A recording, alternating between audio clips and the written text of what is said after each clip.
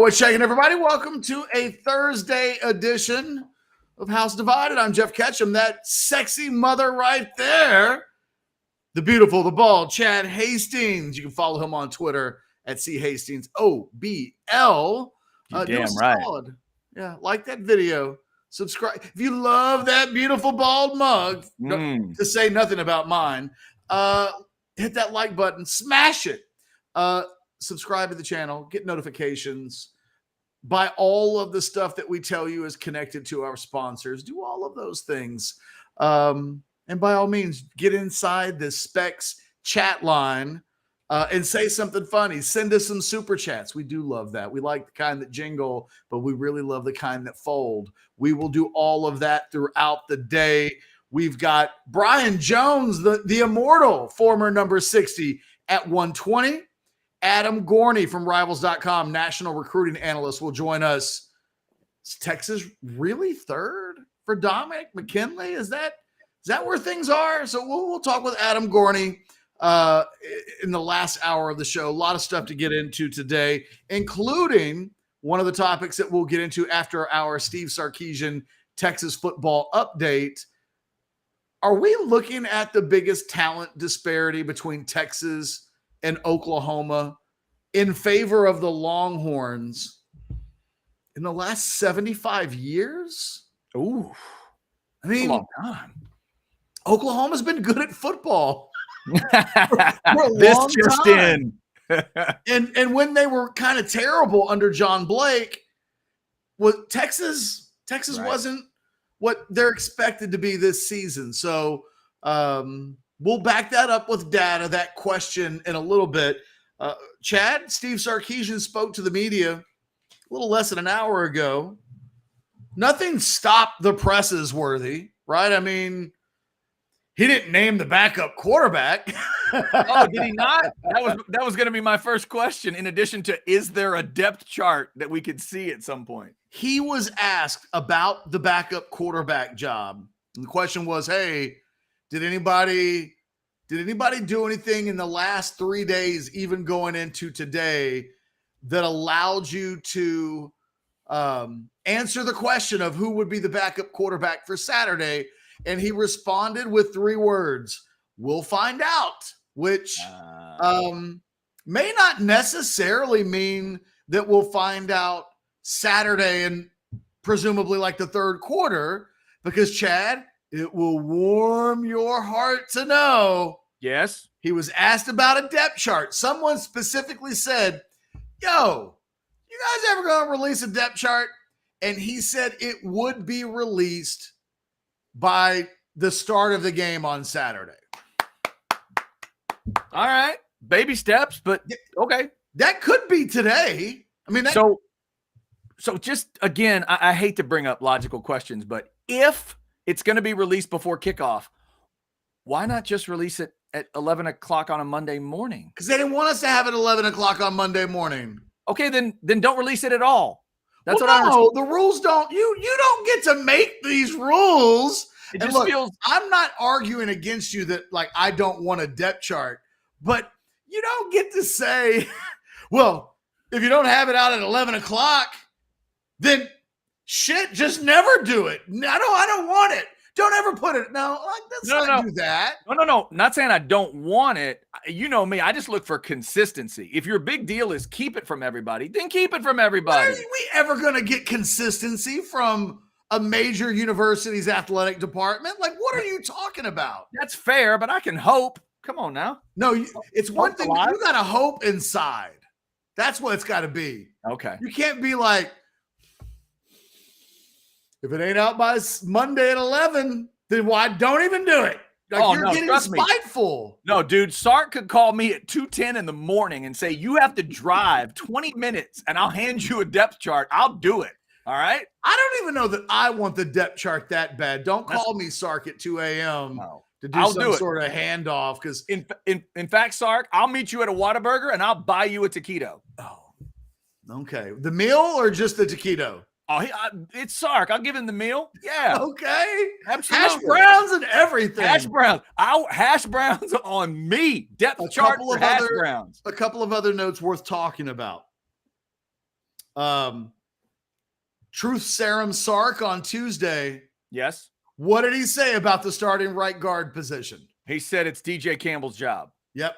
Today, he was specifically asked, hey, that whole DJ Campbell, Cole Hudson rotation thing that you mentioned on Monday, someone asked him directly, how's that look anyway? Is that every other series? Is like, how does that work? And Sarkisian said DJ Campbell is the starter, and there's no real plan to get Cole Hudson into the game. It could happen. If Texas goes on a 19-play drive in the first quarter and guys are cramping up on the sidelines, Cole Hudson could, among many other guys at that point, could presumably go into the game. But there's no plan to play the backup quarterback a specific amount of snaps. There's no plan, it doesn't sound like, with a lot of the positions. If they get in, it's going to be fantastic. I think they think that there's a sense that most of the guys that you would expect to play on the 2 deep are going to play. But as it relates to the offensive line, there's no rotation. DJ Campbell is the starter. Cole Hudson will play. There's no plan for how that will occur. Okay. It's very likely that a number of true freshmen will be on the field before Cole Hudson is. Anwar asked, hey, you're true freshman. That whole depth chart thing, you're not going to tell us the depth chart, but can you give us some crumbs on true freshmen? And it was really interesting because Anwar was like Anthony Hill. I think he left out Jonte Cook's name, and Sarkisian was quick to say, hey, Jonte Cook too, Malik Muhammad, CJ Baxter. What was really interesting about the answer weren't the names that we would expect necessarily. Sarkisian was quick to say that true freshman linebacker Leonga Lafau, who, look, he made plays in the show me scrimmage. Yep. Then he made plays in the depth chart scrimmage, and kind of true to what the depth chart scrimmage was supposed to be. Leonga Lafau is going to be on the depth chart. Sarkisian made it sound like he would play early, like first half. He went. Let me see. I don't know that relatively early. Relatively early. Relatively early is what he said. He also threw out wide receiver DeAndre Moore as a freshman that he expects to see relatively early, which is a little surprising to me. DeAndre Moore was here for the spring semester before Ryan Niblett. Interesting that between those two guys early on, that DeAndre Moore seems to be the guy that will play earlier than Ryan Niblett. Sarkisian did not mention him. He also said Trey Wisner. He mentioned Trey Wisner as a special teams player. Okay.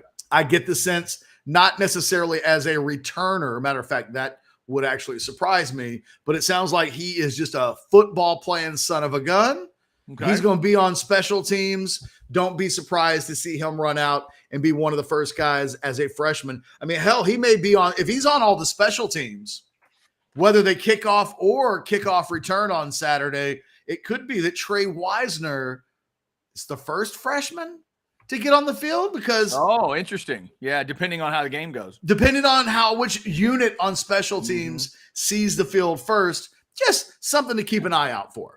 Okay, so I definitely want to ask you about one of those freshmen you just mentioned. For those just getting in, thank you so much for joining House Divided today. Another busy show. If you missed the Outsiders last night and a wild interview with BJ Johnson, we'll play you part of that at the end of this hour, right? Excuse me, right before Buy or Sell. We're going to play a recruiting story. It feels like recruiting stories are going to be big. Roy Williams last week got a lot of love. Wait till you hear the story BJ Johnson tells about the recruiting period in Austin. That's at the end of the hour. We will also get into some of Ketch's thoughts on Texas OU. Interesting, the gap right now, football-wise, between Texas and Oklahoma. But also, before we go any further, and we did not plan this out, I was going to make the joke that we are kind of like a tough ski slope today. We're double black. We're each wearing the black shirts. We are. We're Johnny Cashing it. We are. But I will also say that the two of us will proudly make this statement that we are two Cowboy fans. And if you want to say we're wearing the black shirts today for Gil Brandt, we will absolutely take that, because this chat came in right at the beginning of the show. Ryan ATX, we see you, and we certainly feel that story today. RIP to Gil Brandt. If you love football, if you love modern football, if you love breakdowns, if you love Pro Football Focus, if you love the idea of plugging numbers into a computer, Gil Brandt is the reason why. He is the godfather of modern computer-aged football. He was with the Cowboys for the incredible run with Tom Landry. He's been covering NFL stuff. I mean, he dies at 91 years old. And Ketch, he was grinding it all the way up to, I think, 89 or 90 at least. He's an absolute legend. Rest in peace to Gil Brandt. Football just ain't football without Gil. He's in the Hall of Fame finally. He's in the Ring of Honor finally. Rest in peace, Gil. No non-football player or coach may have ever done more for this game. I think one of the coolest moments of my career, Chad, way back in the day when you and I were first doing our first incarnation of this show, we were able to get Gil Brandt on a few times. Never forget it.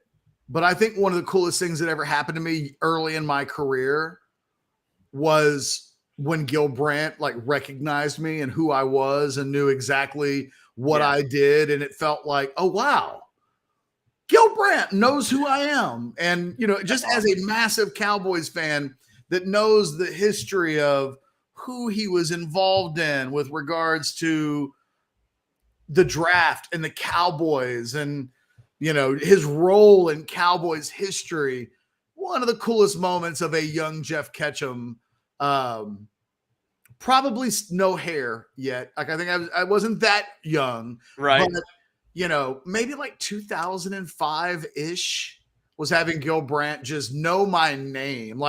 Thanks, Jeff. He just knew who I was. And it was like, oh my God.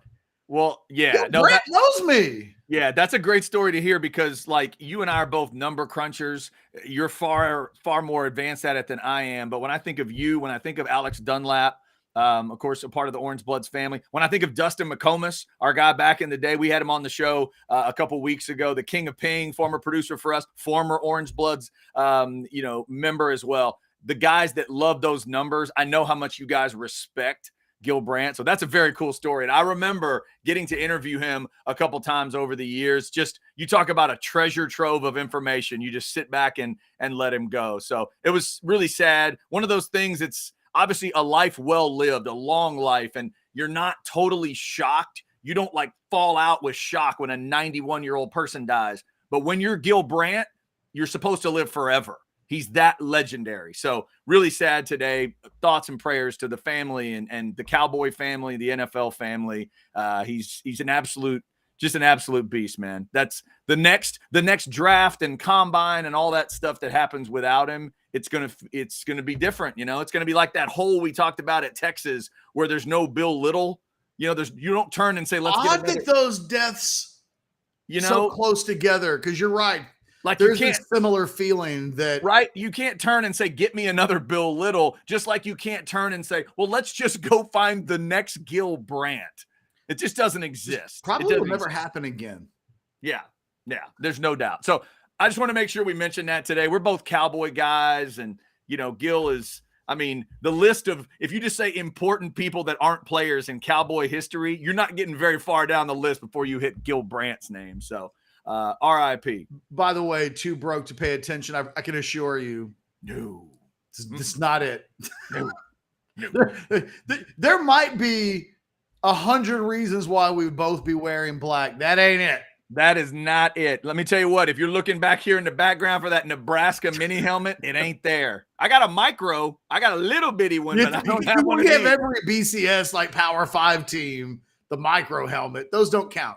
Exactly. I got Power 5 and the micro. Oh, yeah. Only ones I really enjoy go back here. N for knowledge is not going back here. No. I'm telling you, I want to replace every helmet on your stand in your case. Really? Not necessarily replace in the sense of no more NFL. I want an autographed helmet in every spot from every team.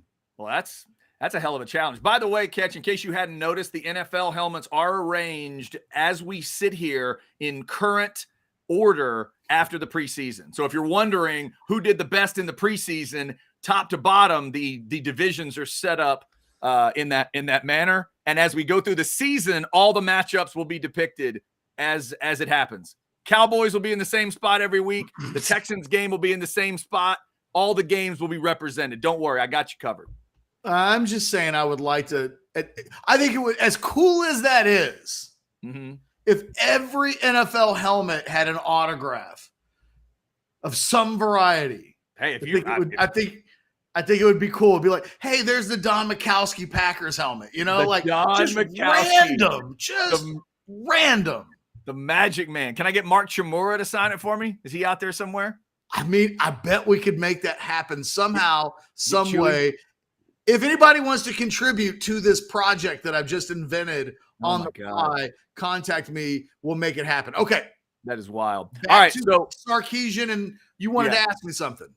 Okay, so you mentioned the two freshmen. Just talk to me a little bit about DeAndre Moore. It's not a name that we've talked about a ton. For those that are wondering, I am seeing him listed here on Rivals, on Orangebloods. 6', 194, the freshman out of Anaheim, California. What do you know about DeAndre Moore, and what does that tell you that Sark mentioned him?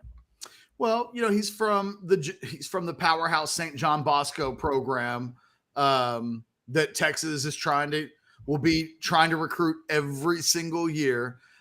He was ranked 103 in the country last year by Rivals.com. He was the number 9 player in the state of California by Rivals.com. He is, like you said, what do they have him listed in the program or the media guide? 6', 194. He was listed at 5'11", 189 in high school. So he's 6 foot-ish. You know, I only say that because Roy Williams was 6'6" at Texas or whatever it was, like that ungodly. Like he lost 3.5 inches on the way to the NFL once upon a time. So, you know, I think we all know guys. Thick shoes in Austin. He did. He had the big feet that also platforms. Yeah.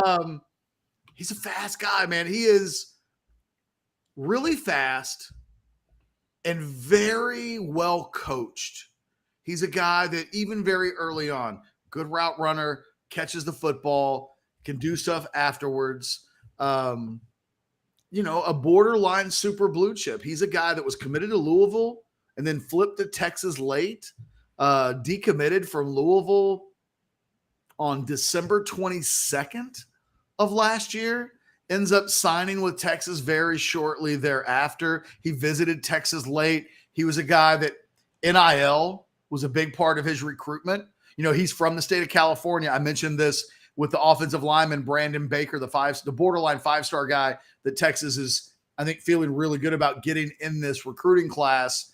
Those guys can already have NIL discussions. They've got agents, they've got lawyers, they've got parents or representatives who handle all of that stuff. He was a guy that I think Texas was able to land because of what they're doing in NIL as much as anything else. Obviously, the Sarkisian relationship and that offense is a big part of it. I know that Texas fans, some of them anyway, are like, oh, don't just say it's NIL. He loves the offense. Well, of course he does. Like, if a kid's going to pick a school and he wants to play in the NFL, presumably things like the coaches and the scheme and the offense and the quarterback, like, yes, all of those things absolutely factors. But the NIL for Texas was one of the things that helped put that over the top late in the process. How do you get a guy to commit or decommit from Louisville near Christmas? NIL helped. So he got here in the spring, solid. You know, they're playing him in the slot behind Jordan Whittington. So I've wondered what it means if Texas goes 3 wide receivers and Whittington's not one of them, because I don't think in the last 2 years when Jordan Whittington has been healthy, when they need a slot, he's the guy. If he's out, given that you've got Worthy and Mitchell and Nair and Cook, what does that look like? Well, it'll be fascinating to see if Whittington's not in. Does that mean DeAndre Moore? Because that's the guy that's been working as a backup in the slot. Does that mean he's the guy that comes in? Or is there more positional versatility there? And it's about getting the best guys on the field, regardless of where their names are on the depth chart. That'll be something that I look for on Saturday, because I think my inclination was they'll just get the best 3 or 4 guys on the field. But maybe, I mean, he went out of his way. He did not have to say DeAndre Moore's name today. He could have left that out. Yeah. He made a point to include DeAndre Moore's name with all of the bigger name freshmen that we've been talking about, the Anthony Hills, the CJ Baxters, Malik Muhammad, Jonte Cook. You know, he made a point to say, hey, of the guys that I'm talking about playing relatively early, DeAndre Moore was on that list. Yep. Interesting note there for Texas fans. By the way, speaking of Texas fans, something special coming up. As soon as we hit our first break and breather here, the recruiting flashbacks that you've been getting have been hitting a lot of big names, maybe none bigger than today's name, Chris Sims debut. I haven't seen it yet either. I haven't either. I'm excited about it. I usually watch these fresh like everybody else. I know you normally have seen them, but this one you have not seen. Love me some Chris Sims. I got a Chris Sims jersey in this room from the Bucks because he almost gave his life for the Tampa Bay Buccaneers back in the day. I loved watching him throw a ball, except when he was throwing it against the Aggies. He had a hell of a day that day in 2000. He but I'm looking pistol whipped the Aggies. That was a great bonfire game. Yeah, I wouldn't call. Yeah, let's not give 01 a pistol whip. 01's one of the worst football games I've ever watched in my life. 2000 against the Aggies was his day. That was his day. I mean, I'll tell you what I'm going to do. What are you going to do? Don't make me think about 01. Chris Sims's career stats against the Aggies together for you. I'll let you see those, and you tell me if collectively it's worthy of a pistol whip. Although the 2000 game. Yeah, I'm just saying that 01 is ugly. That was ugly as hell. They no pistol. They were pistol whipping themselves that day. Everybody was. Everybody in burnt orange and everybody in maroon was taking the gun and beating themselves to death with it. But 2000, I was there in 2000, and that's as Chris Sims. The whole, to me, that's the Chris Sims, Roy Williams, B.J. Johnson, Sloan Thomas day, if there ever was one. I mean, they thrashed the Aggies that day. That really was the game where it was tight for a little bit, and then I'll never forget. It was 10-7 when Mark Ferris threw that early pick six, real easy pick six to Greg Brown, and then it was 10-7, tight game. Sims hits Roy Williams on like a 50-yard bomb out towards midfield to get him out of dangerous field position, and from that point to the end of the game, it was on for Texas. And that was when Sammy Davis was pulling up limp with that leg that I'm not sure to this day if it was really hurt. That was a good day for Sims. So that's coming up. The Sims recruiting flashback. Texas guy 2, you're going to have to wait and see and watch for yourself. Maybe. Tell me we can't handle that. I don't know that I've ever seen Chris Sims in his underwear, but I can neither confirm nor deny that it will be in this video. As a matter of fact, let's just do this. Let's take our first break today. All right. We're going to watch the Chris Sims video. When we come back, I teased on Twitter. Saying the word teased and tweet at the same time, rushed together can be tricky. I teased on Twitter or X or whatever we call that thing now, is the discrepancy in top-end talent between Texas and Oklahoma.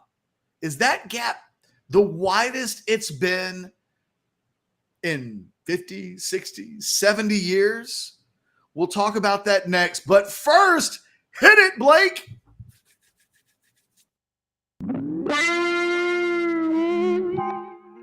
This Orangebloods recruiting flashback takes a look at arguably the most high-profile recruitment in the history of the Texas football program, at least until Arch Manning came along. Yes, I'm talking about former Texas quarterback Chris Sims, who was the nation's #1 ranked prospect when he came out of New Jersey in 1999. Sims took a look around all over the nation early in his recruitment, visiting the likes of Ohio State and Penn State, before eventually setting on his top 2. The 2 UTs, Texas and Tennessee, were his 2 finalists. After taking an official visit to Austin in the fall of 1998, the Longhorns appeared to be poised to land Sims, which partly helped steer Eli Manning, who also visited Texas in the fall of 1998, to Ole Miss. Yet, when Sims announced his decision on December 15th on the MSG network, he picked the Vols over the Longhorns. Matt Brown later admitted that the Texas coaching staff was shocked by the news. Quote, "I'm proud to be a Vol, and it's a good place for me," Sims said upon his announcement. "I'm a big fan of Coach Fulmer, and I think it fits me right. I feel so relieved, and I can finally get back to being a high schooler and enjoying myself." Yet, the truth of the matter is that Sims wasn't really relieved about the decision, and word got around quickly that he was wavering on his commitment to the Vols almost as soon as he made the announcement. I can remember talking to a Texas source on January 1st of 1999, just before the Longhorns played Mississippi State in the Cotton Bowl, that the Longhorns were going to flip Sims away from Tennessee. A few days following the New Year's Bowl game, Sims called Texas assistant coach Tim Brewster to tell him that he was having second thoughts. Less than 3 weeks later, Sims sat down with his parents, Diana and Phil, you might have heard of him, to reevaluate the decision. The next day, he called Tennessee head coach Phil Fulmer to deliver the news. Sims said, quote, "The hardest thing I ever did in my life. The first thing he said to me was, 'Chris, I'm down here in Alabama recruiting you the best receiver in the country,' end quote." 1 day later, Sims made things official by flipping his commitment to the Longhorns, which helped cement a #1 overall recruiting class for Brown and his coaching staff. It proved to be a game changer for the Longhorns, as evidenced by the commitment of the big 3 wide receivers in the following recruiting class: B.J. Johnson, Roy Williams, and Sloan Thomas, as well as paving the way for Cedric Benson's commitment to the Longhorns in the 2001 recruiting class. Ultimately, it was one of the great recruiting moments in the history of the Texas football program.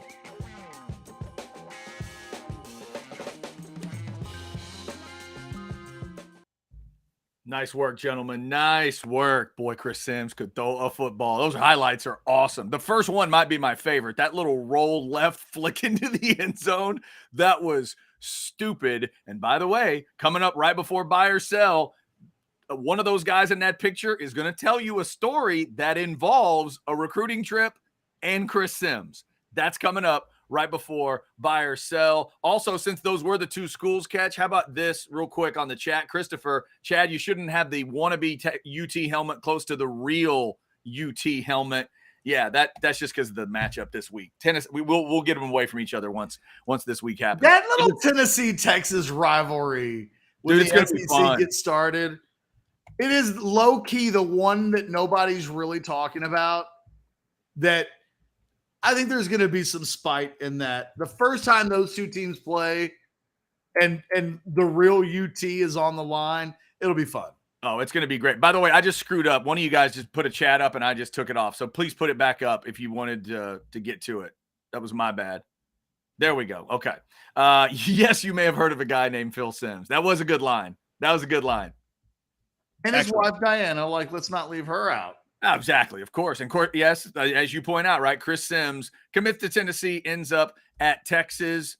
Where did Phil Sims go to school? That's a good trivia question. Morehouse? Moorhead? There you go. Moorhead State. Yeah. Yep. That's it. There you go. All right. So we got that coming up, and lots of Longhorn talk. We are, man, is it really 2 days? It is 2 days. It's Chris Sims, right? Chris Sims days away from Texas now, and Rice. Before we get to the OU discussion, while you were literally talking, yes, I've added up Chris Sims's stats and record. And so from, in 99, the Longhorns lose to A&M in what will forever be remembered as the bonfire game. Mm-hmm. And Sims wasn't good that day as a true freshman. Like A&M got after him. Right. Forced into the start, obviously. Yes. And forced into the start, correct. Yeah. And that was also, wasn't that the food poisoning game? Yes, that was the major food poisoning game, and that's why he was forced in. Yeah. Okay. From 2000 to 2002, Sims went 3-0. Mm-hmm. He threw for just under 800 yards, 6 touchdowns, 0 interceptions.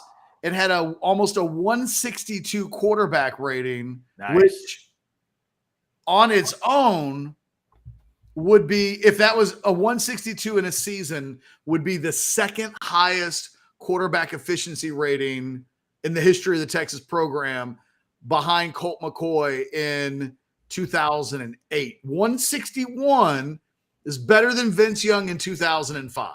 Damn. Yeah, that's impressive. That's impressive. Yeah, when you put the numbers together like that, yeah, if you want to throw the pistol whip over all that, that's probably fair. You know, the thing is, it's amazing.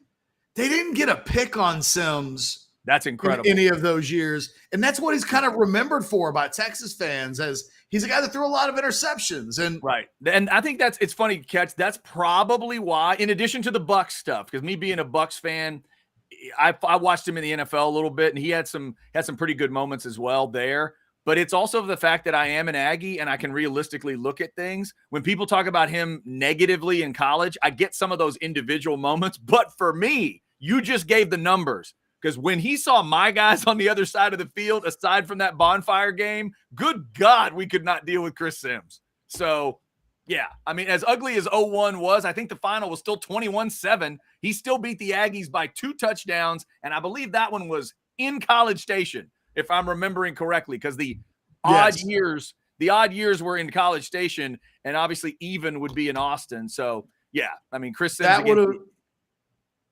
I was right. Brian Gamble is the guy that got him in 99. Yeah, because Gamble. I know Sims threw a pick against the Aggies once. Yeah, Gamble's the guy that, and Gamble also came up with that big fumble late in the game that iced it. Yeah, Gamble had a big game in 99 that year. He had the fumble recovery and an interception. Yeah, they throw that up. They throw that on the Jumbotron at Kyle Field a little bit. A few times. You'll see it during the season. That's a big moment. That is a big moment that Aggies like to relive. Obviously, Longhorn fans hoping there are big moments against Rice. We're talking about the Sark reactions, and he did a little media deal today with the assembled media. We were going over a little bit of that. Also, Ketch, you wanted to get into a discussion today about Texas and OU, which fascinated me as I thought about it, but it's interesting. We all know that the Red River separates those two states, but your argument today is the gap between the two football programs might be wider than that Red River and wider than it's been in a long time. It's stunning, Chad. I was on John Harris's site, footballtakeover.com, earlier this morning, because I made a post on Orangebloods that I just kind of talked about some of the guys from Texas that were on John Harris's top 30 Big 12 prospects list. And, you know, when you look at it, they've got 6 guys in the top 15, Texas does. Okay. But he ranked them to 30. So I think there's a couple of more that make the list. But what I'd written down was inside the top 20, Texas had the number 1 guy, Xavier Worthy. They had the number 3 guy, Quinn Ewers. They had the number 6 guy, which was Jalen Ford. The number 11 guy is Jatavion Sanders. The number 12 guy is A.D. Mitchell. And then at number 15, they've got Jalen Catalon. So 40% of the top 15, which pretty impressive, right? I mean, this is why Texas is ranked 10th or 11th or going to the playoff like Brian Jones, our guest at 120, has been predicting. Who do you think is second in the Big 12 with most NFL prospects ranked inside the top 20? Ranked inside the top 20. Okay, so I'm going to guess, because I was going to ask you if there was anybody else that would have had 6 at all or up that high. I'm guessing that it's a no. It's a no. Okay, so one team has 3. Okay, the second place team has 3. That's the one you're asking me about. Correct. Okay. The second place with NFL draftable, I'm going to guess TCU. TCU has 1. And if it's not Oklahoma, because I'm assuming from your argument you're making here, it's not Oklahoma. Even if it was Oklahoma, Texas would have twice as many. But yes, right. But it's not Oklahoma. Oklahoma State? I don't know. Oklahoma State has 1. They have the number 16 player on his list. Edge player Colin Oliver. All right, one more guess. Kansas State. Kansas State has 2. Oh, I was almost there. They have the number 2 player on that list, offensive lineman Cooper Beebe, who, look, I just got to be honest. I have been thinking all offseason that Cooper Beebe is like on every list. And I just don't remember Cooper Beebe being that dude. But if John Harris is going to tell me that Cooper Beebe as an interior player is that high. He's number 2? He's number 2 on the whole list. Yes. Xavier Worthy and him. That's and 1, then 2. Quinn Ewers. And then Quinn. Okay. The number 8 guy, they've got a tight end fullback, Ben Sinnott. Yes. I remember that guy, but I can't say his last name right. They've got 2. Who's the team with 3? Houston. Oh, shut up. Really? Houston. Wow. I'm sorry, Cougars. My bad. At number 7, Patrick Paul, a fifth-year offensive tackle. They've got at number 17, understand that they've got number 7, number 17, and number 19. Right. So we're into day 3 picks here, but they've got edge player Nelson Caesar, who's also a fifth-year senior. And then at number 19, they have an offensive lineman whose name Chidozie Nwankwo, I believe is how you say it, who's a fourth-year. It says 5'11", 295 pounds. It must be a fire hydrant. Man. Dude, I just said Houston, fifth-year tackle, fourth-year edge player, and a short defensive tackle fire hydrant, but that's more than Oklahoma. So there's one Oklahoma guy in this top 30 is what you're telling us? One Oklahoma guy in the top 20. In the top 20, and I'm assuming it's Gabriel? It is not. Dylan Gabriel does not make the top 30. Okay, who's the guy I'm missing? Who's the guy I'm not thinking of? Offensive tackle Tyler Guyton. Okay. Out of Manor High School. Oh, there you go. Shout out to the Mustangs. Shout out to the Mustangs. He's got Tyler Guyton as listed at number 9. He says, quote, I wasn't a huge fan of Wanya Morris last year because whenever number 60 was in the game at tackle, I liked him way more for a lack of better way of putting it. Number 60 was Guyton. He's far from a finished product, and I want to see him more consistently before I can commit to a future Harris 100 spot. But it's going to happen sooner than later as long as he makes the progress I foresee in the future. Length, nastiness, love his on-field demeanor. So when you're that's going, it, Chad, that's it. That's it, right? So as you're going through this, and obviously covering recruiting as closely as you do, so walk me through this, the time you've been doing it and beyond for Texas and Oklahoma. We know that Texas talent has always gone to Oklahoma, you know, how many guys are on the roster and all that stuff. Through the years you've been dealing with this, I know Texas ends up with higher recruiting classes normally, higher grades. But for you, that talent discussion, it's always been really tight. And now is this a sudden like loosening up for you? Or do you think this has happened over a series of, 3, 4, 5 years? Like, what are we looking at? Lincoln Riley left. Okay. It is literally since Riley is still there. They've got Caleb Williams on the roster. Okay. They've got 5-star receivers on the roster. This is Lincoln Riley took his ball and went to LA. And oh, by the way, took a bunch of Sooners with him. Yes, he did.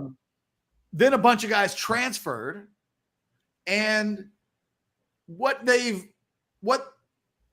Oklahoma had a really nice recruiting class last year. So those players, those young players, obviously aren't in a draft list. But you know what? Texas had a better recruiting class than Oklahoma did. And they have 6 times as many high-end Big 12 draft prospects this year in the top 20. Texas 6 in the top 15. Right. 3 guys ranked higher than Oklahoma's best guy. And then, and Texas's guys are wide receiver, quarterback, linebacker, tight end, wide receiver, safety. It's everywhere. Right. 1 O lineman for Oklahoma, and that's it. And that doesn't include Kelvin Banks, who John Harris thinks could be the best tackle in the country right now. Yeah. And again, to be fair, for those people thinking, well, John Harris, it's a guy y'all had on the show yesterday. It is, but remember, he's been doing this stuff for like 20 years, 25 years, covering the draft, the lead up to the draft, the combine, all that stuff. He's got no bias towards Texas. Right. That's why I'm looking at his list. Yeah, no bias towards Texas. This is good. It's good. He's a great guy. For year after year, we would check in with him on what's the perception on this dude. Just like Alex Dunlap checked in with the Senior Bowl director yesterday to see, hey, what are you thinking about these guys? So it is telling that John Harris would say to Oklahoma fans today, y'all got one guy on this list. That would be an alarm bell to me. If I cared about that stuff and I'm a Sooner fan, that would matter to me today. He's got Danny Stutzman, the linebacker, at number 24. And he's got Trace Ford, who transferred from Oklahoma State to Oklahoma, at number 28. That's an interesting one. But that's it. Yeah. And that's a guy. That's no skill position players, Chad. Right. And deep down, if you ask Mike Gundy and Venables and everybody involved, maybe even Trace Ford himself, I don't know if any of them know if Trace Ford's really going to be a big dog when it's all said and done.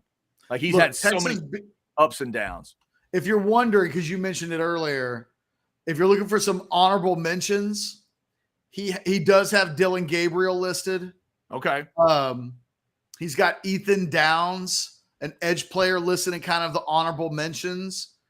But if we wanted to talk honorable mentions, I mean, you could go to Texas and you would go Ryan Watts, Keelan Robinson, Jaron Thompson, Barron Sorrell, Christian Jones. And those are just draft eligible guys. That's 5 more draft eligible guys that he has his eye on, in addition to the 6 that we mentioned, in addition to Kelvin Banks and all of the young players that are on the roster. So Kelvin's not in this discussion because he's too young, is what you're saying, right? Who's that? Kelvin's not in the discussion because he's not draft eligible. Correct. I think Kelvin Banks would be number 1 on this list if he were eligible. I agree. Yeah. Okay. I got you. I'm not saying that Oklahoma's not – I'm not trashing the current Oklahoma setup. This isn't about me looking – I don't know how good Brent Venables is. So – you know, I'm not, and I'm acknowledging their recruiting class last year, very good, surprisingly good. I actually have gone on the record numerous times and said, Brent Venables actually surprises me in recruiting, that their level of preparation in terms of getting guys in early, they didn't get Caden Durham, the running back from Duncanville who went to LSU. But they got that kid on campus like 6 times last year. That is incredible foresight to realize this is a guy that we're going to want, and we got to get him on campus a lot if we're going to beat the likes of Texas, the likes of LSU. They didn't get him, but it doesn't mean that their preparation wasn't great. So what I'm saying right now isn't a long-term projection. What I'm talking about is right now, this year, 1 year after 49-0, is this the widest gap in talent that Texas has ever had against Oklahoma? I have to say yes. I have to think yes. And if Texas were to lose to Oklahoma this year, it would be the worst loss to Oklahoma in my lifetime. Wow. Okay. Now, we've had a couple of Sooner fans jump into the chat. Would you like to see what they are saying in the chat? Yeah, for sure. All right. Let's throw this out and see what you think. The Opinion Sports Show says Danny Stutzman led the conference in tackles last season. Ford is not better than Stutzman. I mean, Jalen Ford was an All-American last year who recorded 4 interceptions. He forced a ton of turnovers. 6 straight games he forced a turnover? I mean, and look, we mentioned Danny Stutzman. He's a very fine player. This is not my opinion. I'm not giving a subjective opinion. I'm telling you that NFL draft analyst John Harris doesn't have Danny Stutzman ranked in the top 20. I'm sure he's a perfectly nice fella who's a good college football player. He is. He's one of the three guys that we mentioned. So yeah. And the other one, Ketch, is just a deep dive breakdown that looks like this. Stoopsified. We aren't worried about it. We're coming. That may very well be true. It's like yesterday when we talked about culture. There are like 100 teams in college football that right now, before the season starts, believes that they've got great culture. Hey, we're coming. I felt like that at McCallum High School back in the day. I thought we're going to win district my senior year. We're going to make the playoffs. We're going to state. We started out 3-1. Pretty good. I started thinking pretty good. We finished 3-6-1. And we thought we had all of this culture. We thought we had exactly every team in the country thinks we're coming. I'm looking at talent. I'm looking at what an NFL draft analyst who has all of this information behind a paywall.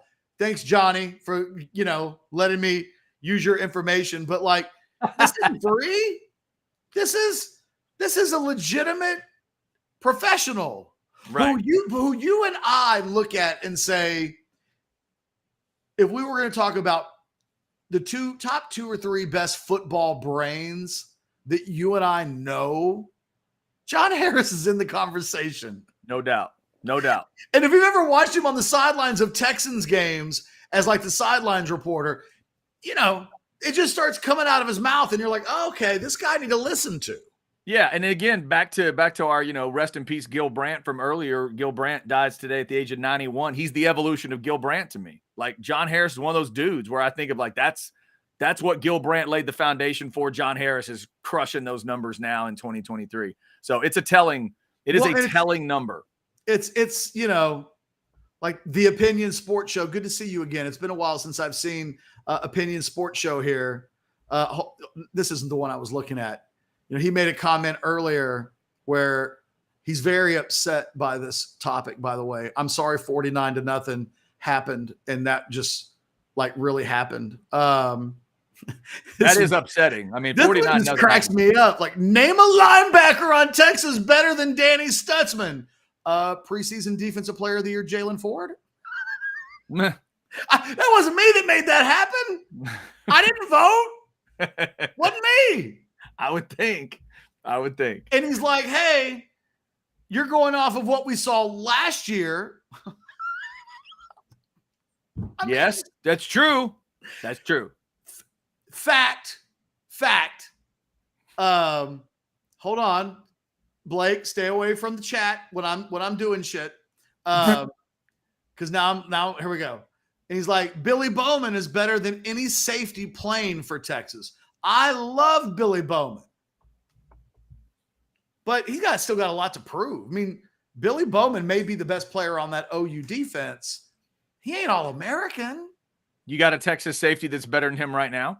I mean, John Harris would tell you that Jalen Catalon is better than him right now. If and to be fair, healthy, Jalen Catalon, Billy Bowman's been hurt too. But Jalen Catalon hurt the last couple of years. But Jalen Catalon, a guy that obviously has been an all-SEC player in his career. But, I mean, come on. If we're having this talent conversation and I'm throwing Worthy, Ewers, A.D. Mitchell, Jalen Ford, Jatavion Sanders, Kelvin Banks, and you're coming back to me with Billy Bowman, who got his ass burnt a number of times last year. And OU got beat down when he was on the field in a number of games last year. I mean, you're making the point for me. Yeah. If your return is inaccurate statements like, who's better than this linebacker? And it's like, well, actually, the guy that the consensus best linebacker in the conference, I don't know what to tell you. Again, this isn't an indictment on where OU is going in the future. I'm looking at this season, and this looks like the discrepancy that used to exist when Oklahoma was in its heyday in the last decade when Mayfield and Kyler Murray, not so much Kyler Murray, but definitely the Baker Mayfield years when Charlie was here. And it was like one of these two teams has one of the top quarterbacks in the upcoming draft on its team, and the other one has a guy that might get drafted. Right. And one of these teams that has the quarterback advantage on paper has an overabundance of talent compared to the team that might have one guy drafted by the end of round 4. That sounds, and look, Texas beat Oklahoma, in 2015, when Oklahoma did have the big discrepancy in talent advantage. That game shouldn't have happened. It's probably me pointing towards this statement doesn't mean that Texas automatically beats Oklahoma in October. That's not what I'm saying.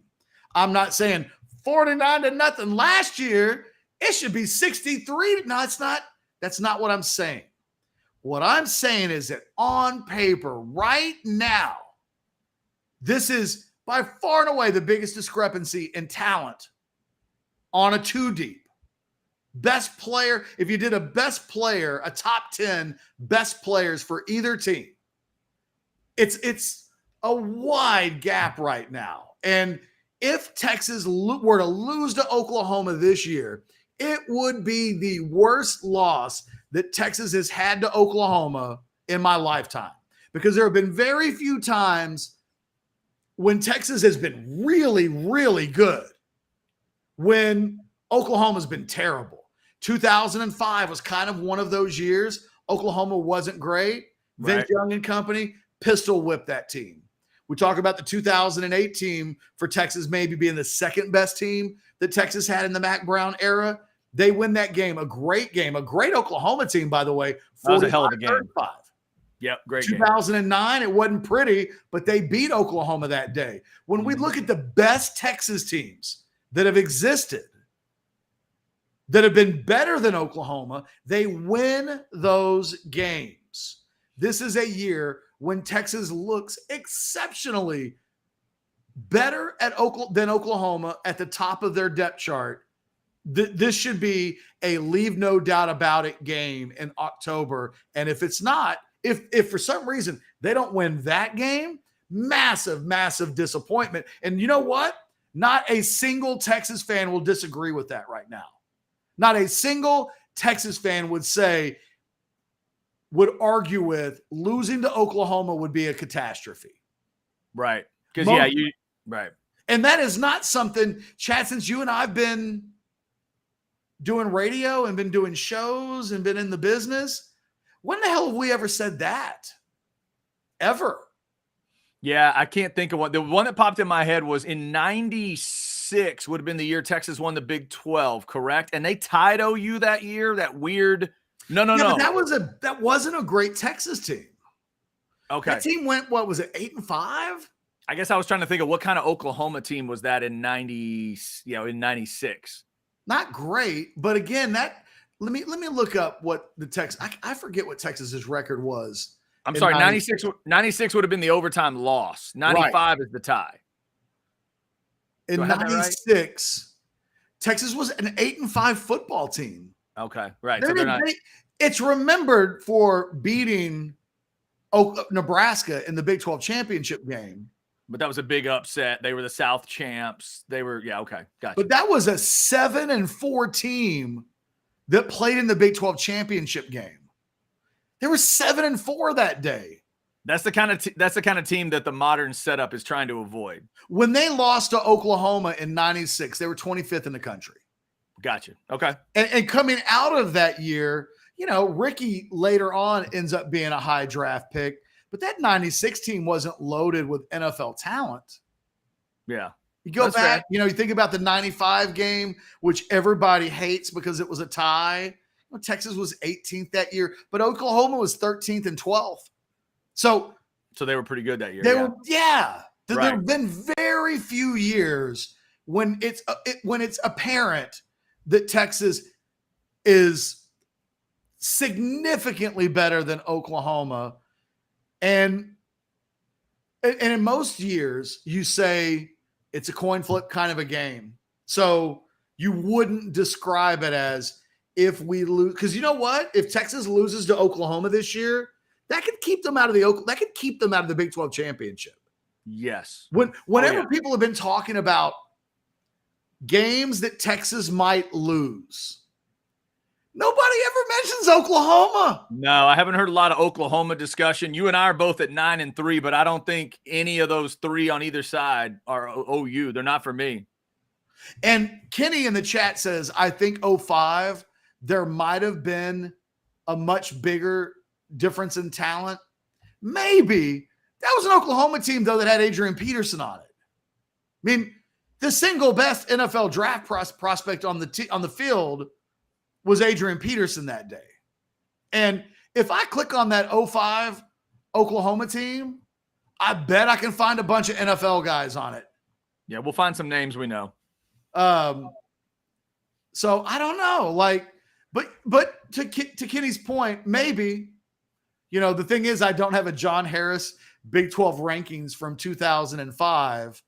But given that Texas team is arguably one of the top 5 teams in the history of college football, like it gets rated very highly when those conversations take place, in large part because they beat USC in the game of the century, and to the victor go the spoils. But that would be maybe the only game that you would compare it to. But and I know Adrian Peterson was hurt in the 2005 team, but they still weren't great. Yeah. And obviously, in a way, this gets us ahead of ourselves in terms of season's got to get started for both. Let's see what the Longhorns look like by the time they get to the game. The other thing I would remind Oklahoma fans about, Ketch, is 2 weeks before they play Texas, they go to Cincinnati. Go handle your business. Handle your business. Get into your season. And, let's see what it looks like. They play Iowa State at home the week before Texas. Can everybody guarantee me right now that OU wins that game? For sure. I don't know if I can. That's what we're waiting to see from this Oklahoma team is right. I just what don't kind know. of bounce back do they make? I will say this. Who was it that said the 2005 game? I can't remember. Kenny. Kenny? Right. He might be right. Maybe it is 2000. Listen to who Oklahoma had on the field that day. Okay. Quarterback was Rhett Bomar. Yep. Their running backs, because Adrian Peterson was hurt that day, was Dante Hickson and Keon Jones, and looks like Jacob Gutierrez. Mm-hmm. Yep. Their receivers were Joe John Finley, Joaquin Iglesias, a very young Travis Wilson. And then on defense that day in 05, let me pull it up here. Their best player that day was Zach Latimer.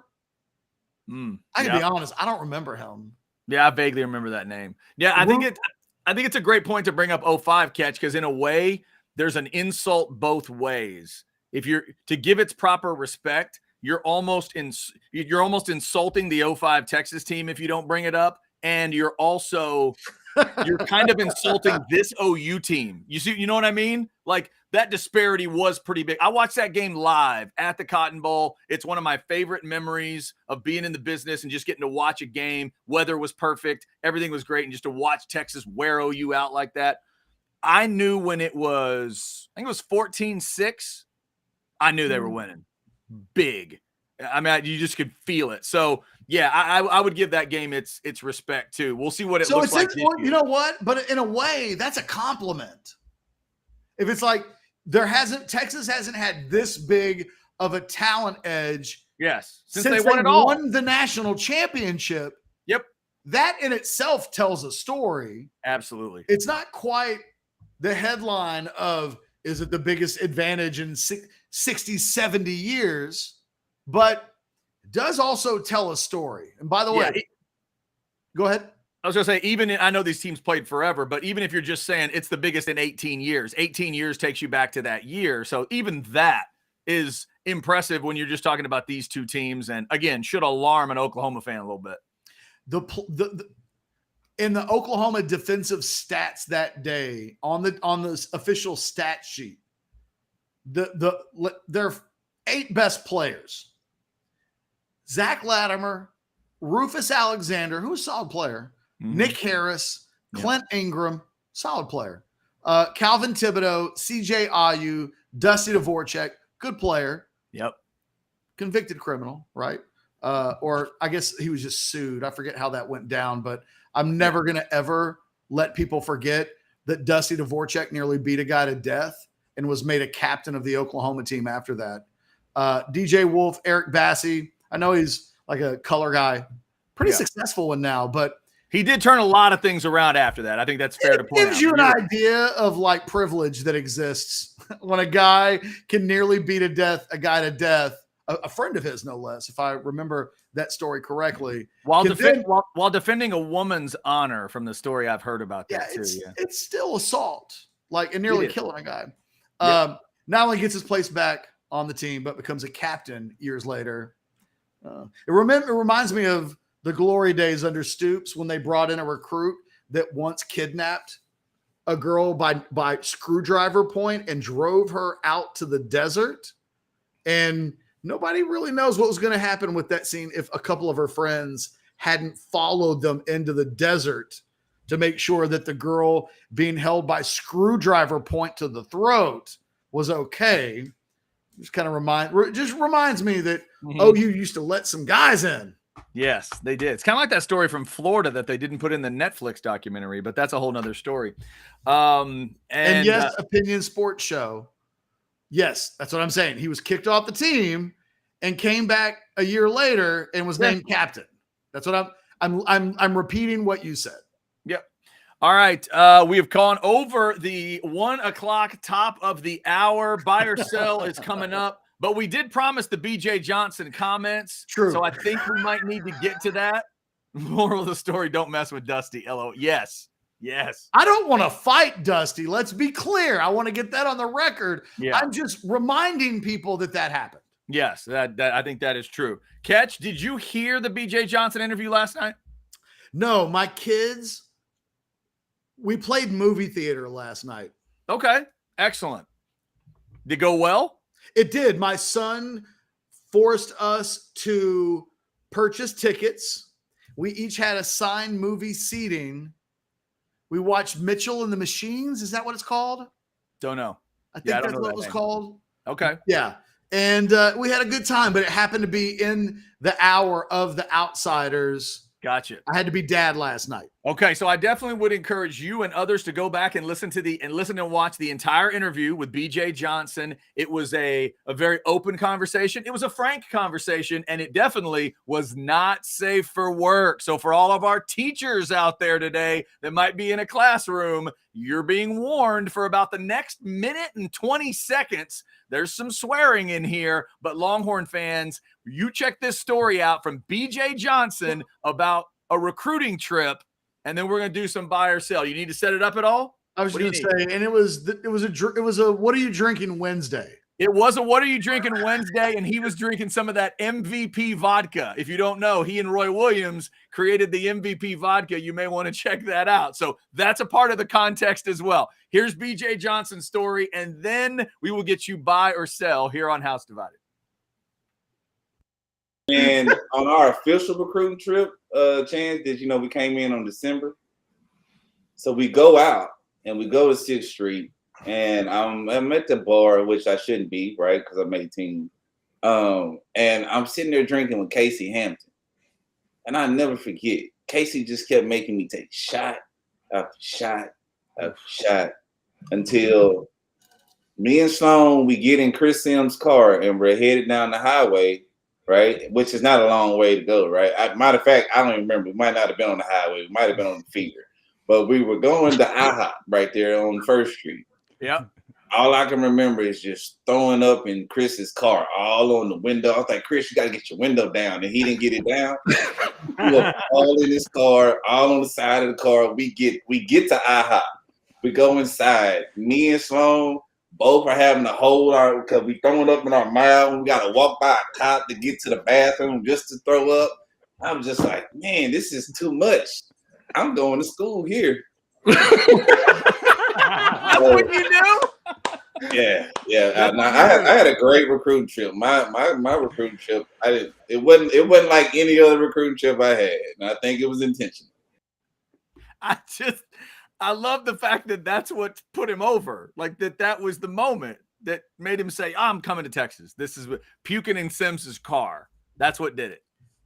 The next morning, Sloan Thomas also committed to Texas, and I interviewed him at Dan's Hamburgers on Lamar. Nice.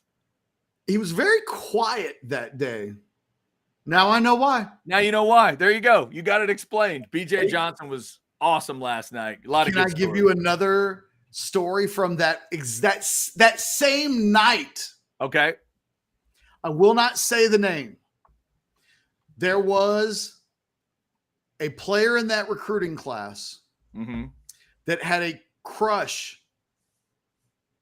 I think it was on a recruiting host. Don't get mad at me, University of Texas, for this story that is going to eventually involve one of the Texas Angels, if I'm not mistaken.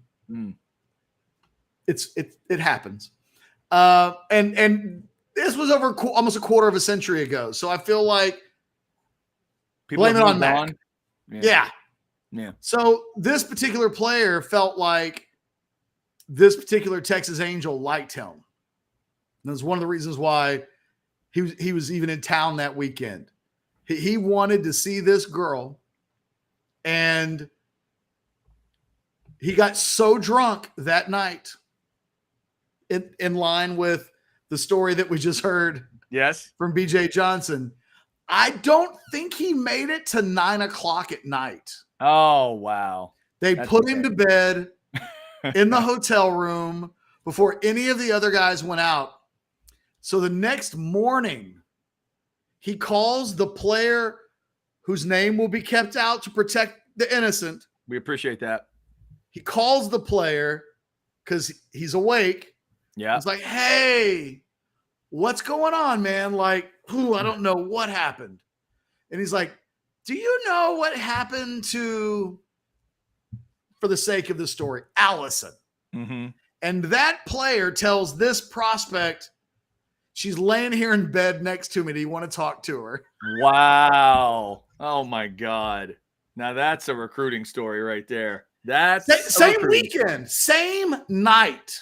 See, these are the kind of things we're going to get to with the Outsider Show and Chance Mock bringing on these former teammates. We're going to hear all kinds of stories, and then they could create other stories right here on House Divided. That's why we replay those moments for you. Hey, and remember, Outsiders tonight at 9:00, Chance Mock breaking down Texas and Rice, telling you what to think. There's going to be a betting segment where we're all going to be picking some games and seeing how good we are at that, and a lot more. So check it out from 9 to 10 tonight. Before we get into buy or sell, which I'm going to ad lib, and I know we got Brian Jones coming up in 10 minutes. Yep. So we got to do this fast. Yep. This is the kind of comment, though, that read this. I saw OU's offense last year. They had good numbers.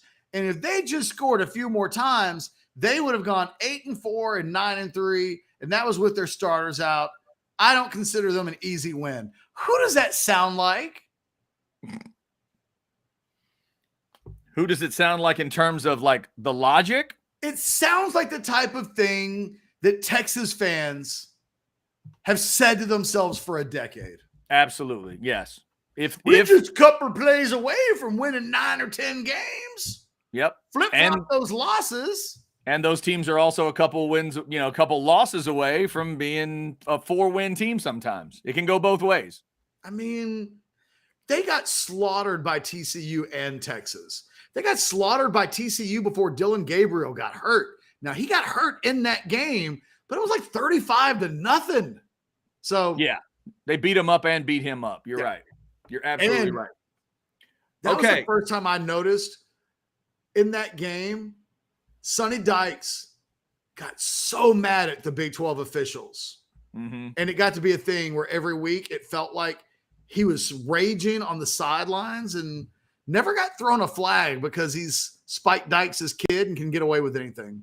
Yeah, that can happen. That can happen. We appreciate everybody joining us today. It is buy or sell time. Brian Jones, CBS Sports is coming up. Remember, CBS has Ohio State and Oregon State for you coming up this weekend if you want to check out some games. You want to go first or second, Ketch? I'll go first. I'm making up the questions on the fly. I didn't send them into Blake again for the second day in a row. Buy or sell number one. Yep. If Adrian Peterson had signed for Texas wins at least 2 national championships instead of 1, either in 2004 on that Rose Bowl team that didn't play in the national championship game because they lost to Oklahoma, or in 2006. If he signs at Texas, at least 2 national titles. There's a lot that goes into it. I'll sell. Vince Young and Adrian Peterson in the same backfield together. It's a dangerous combo. There's no doubt, but I'll still sell. That's a lot. That's a lot to expect of a college football team in an imperfect system. So I think they beat USC 2 years in a row for the national title. It's just me. Buy or sell number 2. You're officially worried about your Texas Rangers.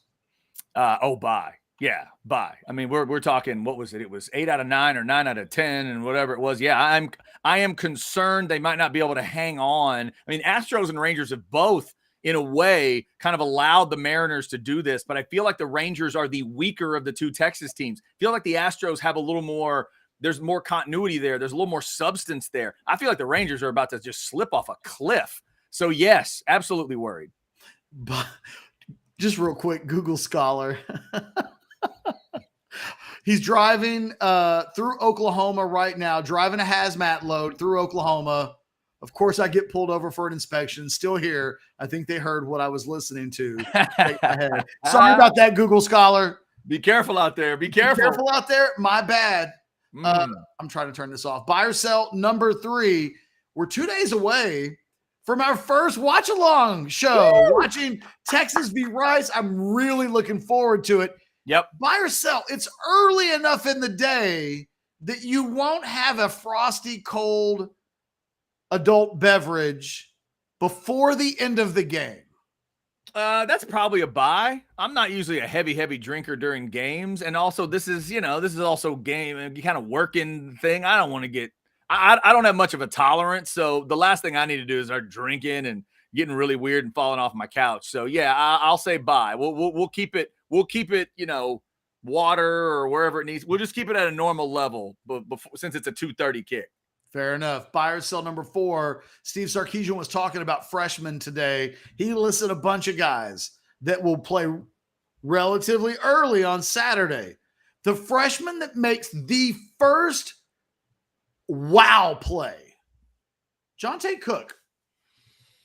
I'll buy. I'm the president of the fan club anyway. So yeah, let me buy. It's either him or Anthony Hill. It depends on how the game starts. If they start Rice on offense, it could be Anthony Hill if they put him out there early. But yeah, I'll go with Jonte Cook. I want to see a great slant or a drag route with him. He could also take the top off if you want to run that kind of route with him. Jonte can do a lot. So yeah, I like number 2. And finally, buy or sell number 5. Arkansas State goes to Norman on Saturday. Mm-hmm. The Sooners whip Arkansas State to such a level that on Monday, all of the Sooners show up in our chat to bow up and let us know the Sooners are back, baby. Buy, because I think it's got a chance of happening. They're, obviously a lot healthier than they were at the end of last year, but B, it's on a normal channel. They don't have to do one of those pay-per-view things. It's actually on big ESPN. So yeah, buy. They have way too many pay-per-view games for like the size of their program. Oh, the Big 12s. That's another reason Oklahoma, I know they're glad they're going to the SEC. They got to get rid of that. I hate those pay-per-view games. Okay. Terrible. All right, Ketch, buy or sell number 1. And let me give you the story ahead of time in case y'all hadn't heard. It's doubtful that Cam Rising is going to play tonight for Utah. Buy or sell. The Cam Rising deal is big enough for you. You like Florida to win. Where's the game played again? At Utah. I'll go sell. I'm still going to take Utah. Yeah. I don't believe in this Florida program and this Florida coaching staff right now. I mean, well, I'm not quite there, but it's also, I believe in what Utah's put together. I was going to say, this is a vote of confidence in the totality of who they are as a program. They're a good football team. I don't know that I even know that about Florida yet. Yeah, I need Florida to stay in that game to impress me tonight. Buy or sell number 2 catch. Caesars says Georgia wins it again, but you'll take the field. Buy. 3. Even Kirby Smart has said this when asked about it. Like, there's a reason why a three-peat is virtually when was the last three-peat? Oh, geez. I'd have to go back and look. I mean, wait a minute. Like, there's nothing that comes to mind. Did Wilkinson's Oklahoma teams do it? That's what I was thinking. Any of you OU fans in there? You'd have to go back in the Specs chat whether or not OU did that. But that'd be my guess. I'm gonna take the field. I think that when it's all said and done, it seems like the smart play. All right. Buy or sell number 3 catch. You will see Equalizer 3 in the theater. I think that's a buy.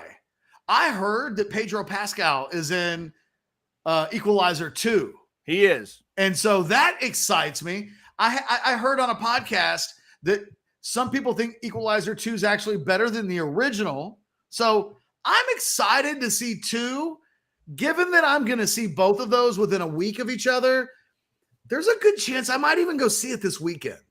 Yeah, dude, we watched Equalizer 2, I think, Tuesday night, and we've got tickets for Sunday for 3. Like, we got in, and we got in quick. We're going to see all 3 movies, like, within a week of each other. All right, buy or sell number 4 catch. Nebraska and Minnesota play tonight, and you could give 2 shits. Sell, I'll watch. Okay. I watch. That's a conference matchup to start the season. Those are always weird when that happens. And a division matchup in the West. And it's at Minnesota, too, by the way. So might make it a little interesting. And finally, catch, let's throw some stats together. Buy or sell number 5 against Rice. Texas will have a running back rush for 100 yards and a touchdown, a wide receiver catch for 100 yards and a touchdown, and Quinn will have 300 passing and 3 passing touchdowns or more. Sell. We did this on a Prize Picks discussion earlier today. Okay. I think Quinn goes below 250, but I think he throws for 4 touchdowns. Okay. You just don't like the yards. And I don't think they have a running back throw for 100, and I'm not sure they have a receiver throw for 100. If you look at what happened last week, Caleb Williams played most of the game against San Jose State, threw for 278. Sam Hartman against Navy, and I realize not apples to apples here, but he only threw for 252 last week. I think the pinball numbers might not be quite as high. You're losing a little bit of a series or 2 because of the new clock rules. So I think maybe the overall numbers come down just a smidge. Gotcha. How about this one on the, that is buy or sell. How about this one on the chat? Here's some confidence. Buy. Most of that will happen in the first half. Hey, that may be what it takes to make Orangebloods subscribers happy. Because it's hard to make fans happy with a Rice performance. If they kick their ass, that's what you should do. If there's any hiccup at all, the sky is falling. So yeah, it's so difficult. It's one of those things I can't imagine. I try to imagine sometimes what it's like to be a fan of like a true blue blood with all the expectations and all the stuff. And I always think about, can you have fun as it's happening? Are you able to enjoy it? That's what I always hope for Texas fans, like watching your team, just thrash a Rice. Do you really get to enjoy it, or do you spend all day going, is that going to work against Bama? If you have action on it and you win, you enjoy it. Yeah, that's true. That is real quick, we've got BJ, Brian Jones. He's getting his camera and everything ready. Blake, let's do this. Before we go to Brian Jones, let's play a 15-second spot from our sponsor of the chat line, and then the immortal Brian Jones will join us. Let's do it. No matter what you're needing, Specs same-day delivery can save the day with our Specs app or online shopping. From world-class wines to hard-to-find spirits and craft beers to gourmet foods, delicious snacks, and spectacular sweets. It's Specs. Cheers to savings. There it is. Get stocked up for the games this weekend. Obviously, Texas and Rice, a big part of our focus. Also, remember, since we're about to talk to Brian Jones, I'm going to tell you about CBS. Remember, CBS kind of transitioning into some different games that you'll see in these next couple seasons. How about Ohio State and Indiana? Your CBS 2:30 game on Saturday. And then Sunday, they've got Oregon State and San Jose State for you as well. We're getting Brian set up right now. Again, Brian Jones of CBS Sports at JonesandFamo on Twitter. I know he's excited about his Longhorns. He has picked them to get to the playoff. He's not alone. There are others that have joined him in this crew. Danny Cannell is one of his cohorts at CBS is in that crew. Desmond Howard of ESPN is now in that crew. Chance Mock, who you'll see tonight on the Outsider show at 9:00. Ketch, he's picking Texas to get to the playoff. And we should let you know, there's now a bet in place. We already told you Chance is going to shave down to just a mustache if Texas doesn't make the playoff. Ketch, if they do make the playoff, I have to wear a burnt orange poncho shirt during an Outsider show. That's the bet that Chance Mock wanted. I think I'd be comfortable with that. Yeah, I'm gonna have to live through it. I always tell people it feels like him having to get rid of his hair, his facial hair. Yeah, is a bigger ask in the bet, in the arrangement, than you just having to wear a t-shirt. You're like one of those people that you could just say nasty names to all day long and you don't care, right? Like in Back to the Future, Michael J. Fox is like, don't you dare call me chicken. Right. Oh, and it's right. But I feel like chicken, turkey, like, whatever. You're just one of those guys that like you Aggie, like sheep jokes aren't going to bother you. Like there's just, so I think you can wear a t-shirt and be like, whatever. Right. Chance plus, I have to live with that bet if he loses. Yeah, that's true. Plus, it's going to be the upgraded version. It's that cool, one of those cool poncho shirts. So I'm going to have to insist on that. It's got to be a high level shirt if I'm going burnt orange. You know what I mean? Why don't we do this? Why don't we bring Brian Jones in? We don't have video yet. What? No video? Would it be easier to work through what he needs to do with the video? I hear the voice. It's like a radio thing. By the way, do you want me in 8th grade to have the conversation with Brian? We could do that. We could just have me. You are a whoa. Brian, and now he's gone. Brian, so just to be clear, last week Brian was Santa Claus. Like he was stuck in a ho. Yeah. He got I'm worried that he's in that same hotel room stuck. And now he's got no video. No video at all, but we think we have the audio. Brian Jones, are you with us? Can you hear me? We got you, man. Dude, I'm in a different hotel. I'm in New York, and I have no idea what's going on with this video. I apologize. I see you, and of course, you guys need to see my lovely face to make your day much better. And I'm trying to provide you that relief that you desire. You just don't know you desire. Yes. So, Brian, do you see that little plus icon in the studio? That used to be my line at the club. You know you desire me. You know you want this, girl. You know you want this. Okay, plus, all right. The one to the right of that looks like a little, I don't know. What would you describe that as, Chad? Like the gear. There's a gear. If you click on that gear, it'll pop up, and then you can change your video input from there.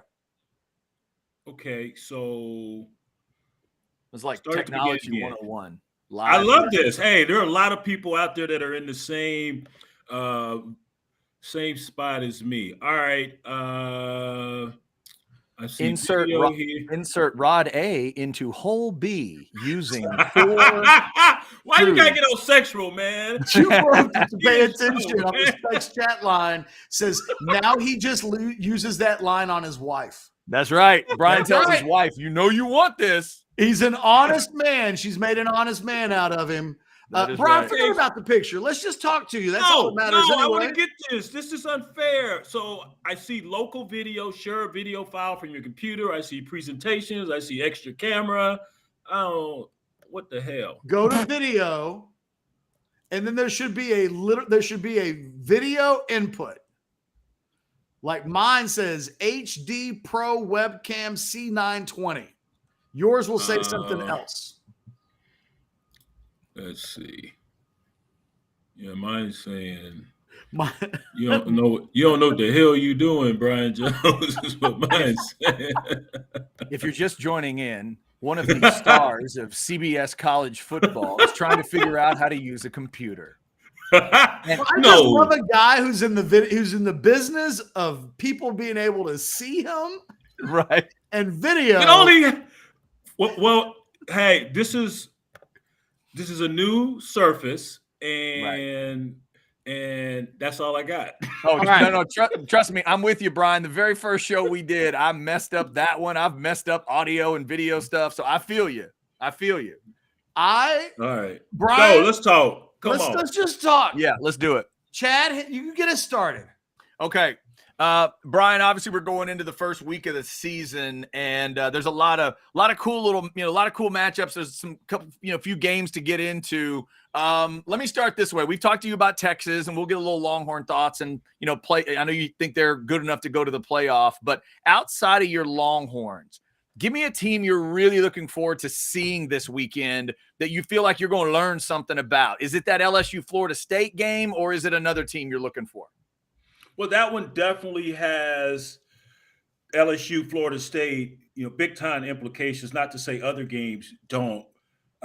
Utah and Florida's tonight. Utah looking for some revenge. We'll see if Florida's defense, which was historically bad a season ago, if they have improved.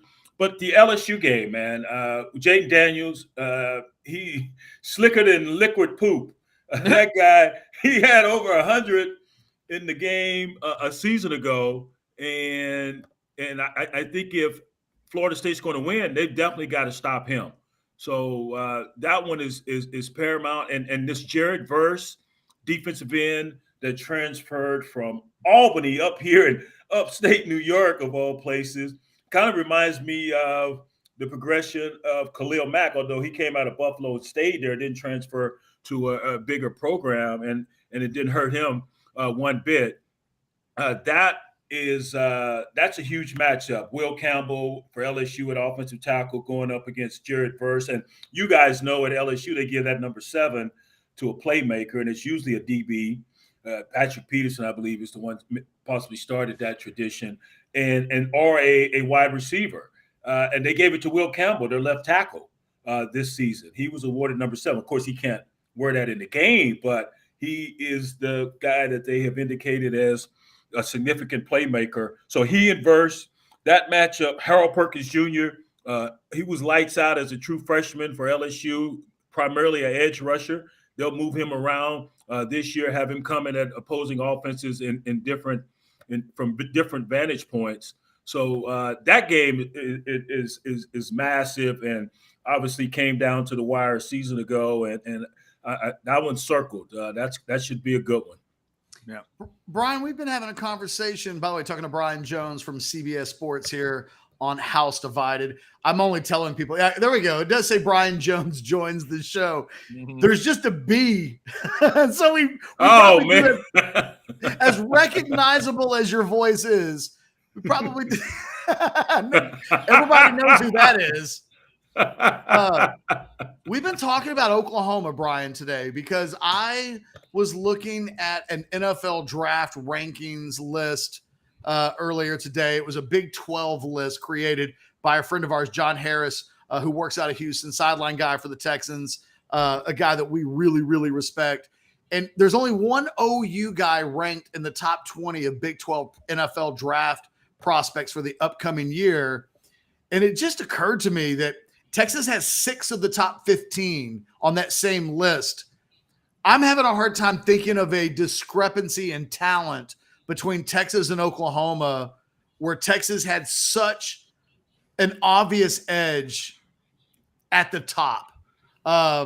Do you feel that way? Are we sleeping on Oklahoma? This is a team obviously that lost 49-0 to the Longhorns a year ago. Nobody's predicting that, but I've said that if Oklahoma beats Texas this year, it would be the worst Texas loss to Oklahoma, given the expectations for this season. That's just a game they can't lose.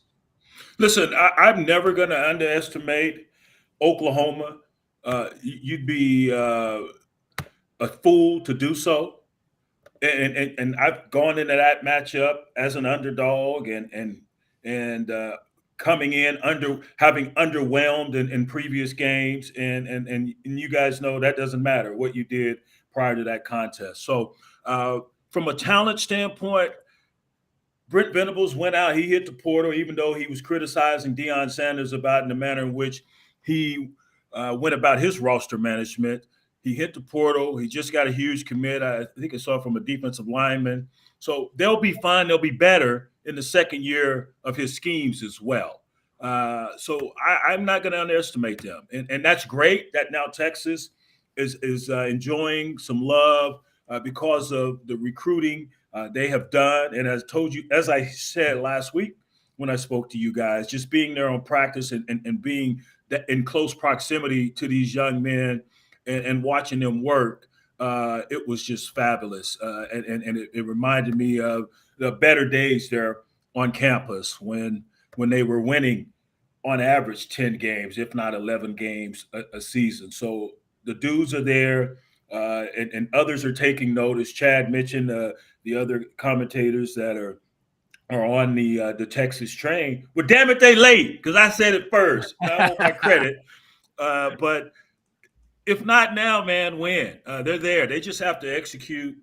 That's going to be the key. But, yeah, people are recognizing that Sark and the staff have recruited extremely well. We know he can coach up some ball as an offensive coordinator. Now let's go see it again. And I think what we have 50-something former Longhorns made NFL rosters. So that's good. Trending in the right direction. Let's just say that. There you go. Brian Jones of CBS Sports joining us. Brian, as we've told people and you told people right here on this show about picking Texas in the playoff. Let me make sure I'm right. We went Georgia, Michigan, USC, Texas. Do I have that right? Yes. Okay.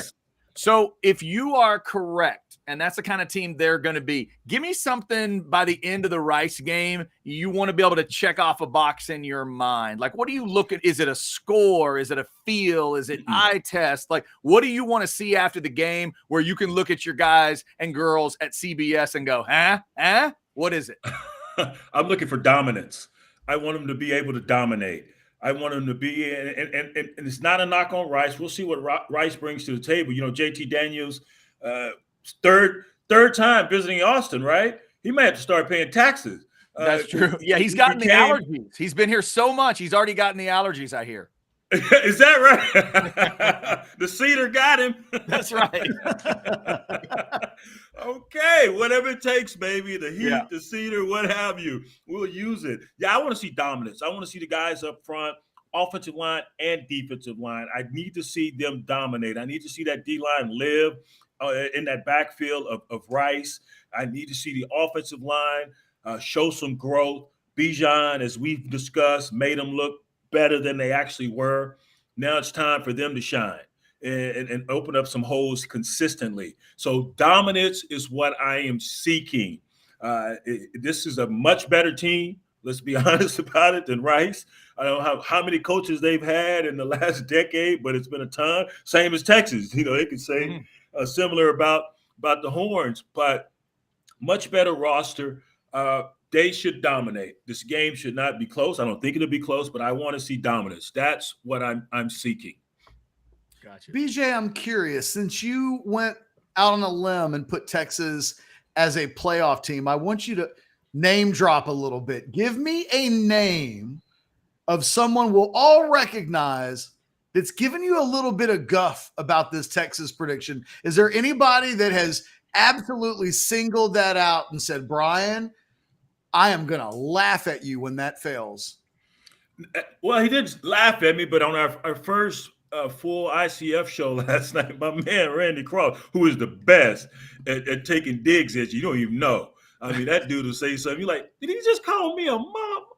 I mean, that's how witty and stealth Randy Cross is, man, and love him to death. It is such a joy to work with him and all my guys. But when I we did our college football playoff map, and I had Texas in there. He said, "Yeah, I guess the percentages will finally catch up with you." It's not as though I've had them in there, each and every year, because I haven't. But Randy, looked at me a little cross-eyed when I said that, and then Rick Neuheisel jumped on, and in his college football playoff scenario had him as well. So I can't wait to prove Randy wrong in a good way. So he's about the only one that scoffed at me thus far. I'm sure there's more, on the Twitter, but I don't pay them too much mind. All of those senior VPs of communication. Brian, I once heard Rick Neuheisel do an interview, and I can't remember if it was a national interview or an Austin interview, but I think he told a story once where he tried, he once dated someone in the Texas, I won't say the name in the event that I get it wrong, but let's say there was the daughter of an official at the University of Texas, and that he may have wooed her with his guitar. Have you ever seen Rick Neuheisel play the guitar? Yes, unfortunately. And he's damn good. Rick is a very astute guitar player. He's so creative. If you watch our One Thought segment on Tuesday nights, it was Wednesday night last night, but it'll revert to Tuesday nights next week. He does that one thought. He always comes up with a creative rhyme poem to make his selection. And I have joined in, and I'm horrible at it. And so I have to continue, because the guys enjoy me being horrible, trying to rhyme my prediction during that segment. But yes, Rick, and we used to, when Rick first came over to CBS on Saturdays, there was usually a musical segment involving Rick and his guitar, and Adam and I would just stand there like, two sticks in the mud, like, okay, what the hell do we do? First of all, the songs were great and they pertain to college football, but it wasn't like it was Jeezy or anything I could bounce to. So we would sit there like, man, please tell me we don't have to do this anymore. But it went on, and I think we have, in recent years, at least the last three, we have jettisoned the musical talents of Rick, but he's good. He's legit. He's good, but I can't dance to it. I can't dance to it. Brian Jones. I can't. Well, I can't dance anyway. I'm a black man in America that can't dance. But I just stay in my place, like old boy in Hitch, the movie Hitch. You do right here. No making the pizza. I gotta say, I have seen Brian Jones and I once in San Diego on the night of the 2003 Holiday Bowl. Uh-oh. We were at the same club. And I think we had our eye on the same girl. All I can tell you is we danced with the same girl. I didn't do anything other than, I don't know how that worked out. I know it didn't work out well for me, but I can remember. I like the way this ends. I remember there being Outcast on. I can remember a very specific song, The Way You Move, playing in San Diego, Outcast in a bar, and I have seen Brian Jones shake his tail feathers. Brian, I thought you had moves that night. Well, okay. Let's just say this. And this is back when I drank, which I don't do anymore. When I get that liquid courage in me, that apparently lubricated these hips and this back that has undergone 2 major surgeries. So I'm going to give all the credit to that. Let's see, back then, what we talking, 2000? 2000? Yeah, so back then, my drinking choice, who the hell knows, probably was probably some Tito's. So let's give credit to Tito's. Okay, there you go. Which now, you can buy at Specs, by the way. You can get that at Specs. Shout out to Specs on the chat line. Absolutely. Shout out to Specs, yes. Catch, be honest. Did Brian step up to you and say, do you mind if I dance with your date? No. I'm just asking. Hey, Chad, I let him shoot his shot, man. I just let him shoot his shot. I said, yeah, I'm gonna let Ketch shoot his shot. I got this. I shot an air ball. Brian caught the ball. Brian had your rebound. Brian had the my rebound. Right. And there was, I believe, liquid courage all about that night. That was the night of the Washington State loss. Oh, God. We were all drinking that night, Chad, but not for reasons that you'd want to. Yeah, I call that the Vince tugging on his jersey game. Remember at the end of the game, Vince was just standing on the sideline like this, just blank-faced. Just didn't know what to do. It's the only story from that entire weekend that I recall as fun and memorable from the entire experience. Didn't we go there? I think we there was a trend where we went to the Holiday Bowl like 3-4 years in a row. Unfortunately, like 3 out of 4 years. Yeah, and I'll give Matt credit, man. He was lobbying like crazy for him to go to the BCS or be included in the BCS, and finally got his wish, I think, over Cal when Texas went to play Michigan in the 05 Rose Bowl. And obviously the next season went back and beat USC. Yeah, they called Mac the Culligan man and the SeaWorld man and everything because there were a lot of Holiday Bowls in that run. There were San Diego is a better city to go to a bowl game than San Antonio. So listen, I love SD. Oh, it's so beautiful out there. That may be I love LA, Tupac, but San Diego, man, that spot, that's the lick. Hey, Brian, for this weekend, I mentioned LSU, Florida State. That's the only ranked matchup of the week. You got any ranked teams you think are in danger this weekend? Like, is there some game you think is a real trap for a ranked team, or do you think everybody handles their business? Oregon State versus San Jose State. San Jose State put 28 on SC last week. Obviously, not nearly enough with Caleb Williams in that offense, but San Jose State going to Oregon State. DJ Uiagalelei, of course, transferred from Clemson. Mm-hmm. So I love this running back they have, though, this Damian Martinez. If you don't know anything about this cat, he's the real deal. I think he was a freshman Pac-12 Offensive Player of the Year a season ago. He might be the second coming of what's his name? Steven Jackson, who played there for Oregon State. So, they better look out. A lot of my guys, we've got UConn and NC State. I don't think NC State is ranked currently, but we have them on the air later, and I'll be in studio for that. Me, Danny Cannell, and Adam Zucker.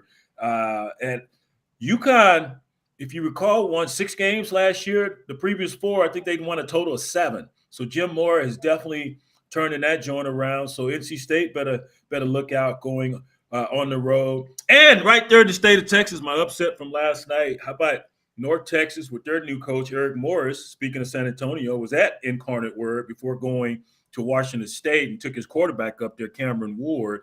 He's the new HC at North Texas. They take on Cal and as an OC beat Cal a year ago, 28-9. And now get him in the opener. And Cal is 1-12 over the last 3 years in road games. So there you have it. I'll give that one to you for free. I like that. It. BJ, last question from me before we let you go. Back to Texas. I ain't leaving, damn it. I ain't leaving till I finish this video. I'm going to figure this out. Y'all can talk about whatever you want to talk about. I'm going to be on camera. He's got a screwdriver doing this. The thing is, we're not going to put him on mute. Like, he can stay. But we get to hear him work his way through the process. If I were to ask you to pick a Texas guy that we've never asked you to talk about, right? So the obvious names are out of the mix. If there's a guy that you believe before the end of the season will be kind of a household name, a breakout player on this team that's kind of outside the box from whom we normally talk about, do you have a name that pops into your mind right away? Oh, man, that's an excellent question. I'm going to have to study before I come on this show. Someone outside the box that will become a household name. Hell, maybe the kicker. I don't even know his name. We got the same kicker from last year. Same kicker. Oh, Mr. Auburn. And what's his name? Bert Auburn. Oh, Bert. I'm sorry, Bert. I know you, and I'll try to remember your name now. Dang, Ketch. One of our guys in the chat, Paxton, says Leonga Lafau. That's not a bad shout considering earlier today Steve Sarkisian mentioned him as a guy that would play relatively early. Did you see him in practice? What's he play? Linebacker. Linebacker. What's his number? I don't know the names. I just go by numbers. And obviously, I was getting those wrong a week ago. Let me get you that number on LaFau because that's a good thing to tell everybody. I haven't memorized this one yet, Brian. LaFau wears 18. Okay. He's a smaller guy. I think last year's 18 went to LSU, right? Yes. Yep. Ovio Gofu. Yeah. Yeah, him. Hopefully he can set the edge there.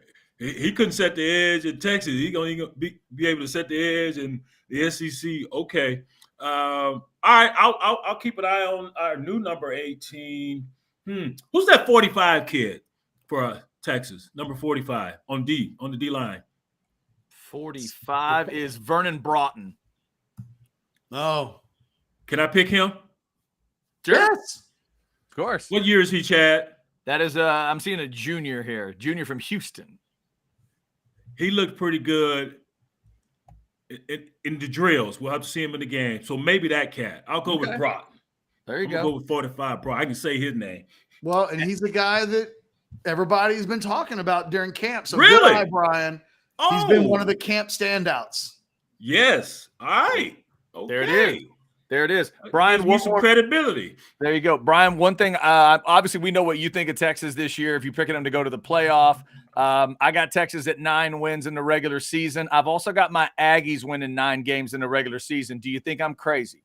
No, I like this Texas A&M football team. They have a quarterback in Wegman. I know he had 5 starts a season ago. Completion percentage wasn't stellar, 55%, but he didn't throw any picks. He took care of the ball, and if you turn on the film, he looked as though he understood that offense. Now, the key is going to be Petrino. Can he come in and innovate and help continue the progression of Wegman? Man, this is a talented football team. They can stay healthy on the offensive line. The guys on that D-line, we've discussed this, had a ton of 4 and 5 stars they've recruited over the last few seasons. They're going to be good. And what's my man? They're 45. Cooper. Dang it. The linebacker. Edrin Cooper. Edrin Cooper. Yeah. That kid, he flashes on camera as well. So I'm with you. I say 9. This SEC West guy is going to be stupid. It's not LSU's, even though I think they win it. It's not Bama's. It's going to be wide open between those two. A&M, Ole Miss will have something to say with Pete Golden going over as the new defensive coordinator. Mm-hmm. This SEC West, look out. Some fireworks all season long, and the Aggies will be right in the middle of it. So, Ketch, you're way more experienced, obviously, with this YouTube thing than I am. Is there a possibility of, just muting Brian? We leave him in where we can tell if he gets it fixed, and then if he just wants to work on it for another hour, he can? How do we do that? What do we need to do? Well, I mean, we could just do this.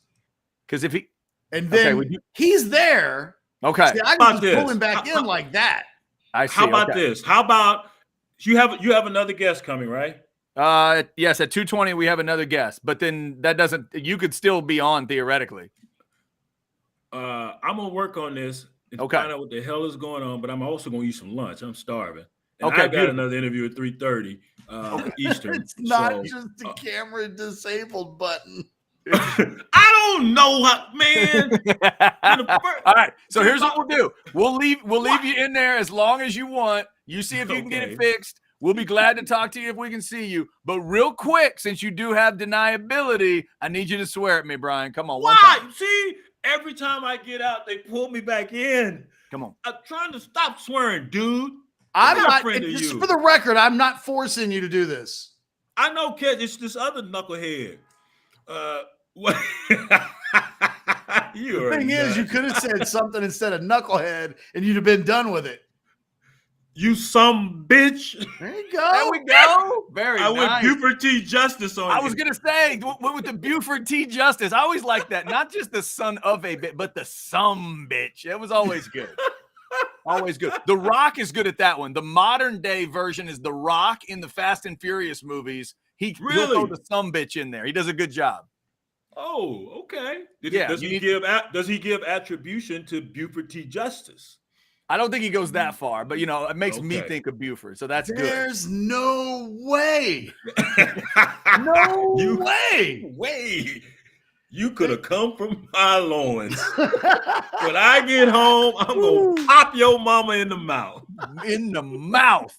Oh my God. Put the evidence in the car, Junior.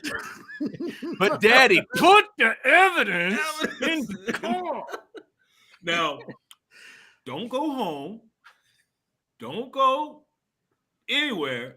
Well, no, I'm screwing it up. It's one of the best lines right at the beginning when he stops and goes, what do you say? Hold up on that car wash, boys. Hold up on that car wash, boys. Yeah. Don't go home. You can think about it. Don't go eat. You can think about it, but don't do it. And don't play with yourselves. Don't play with yourself. I'd be embarrassing on the highway. It wouldn't look good on the highway. Now you can think about it, but don't do it. Classic, baby. Love that. So good. All right, Brian, you try to do your show.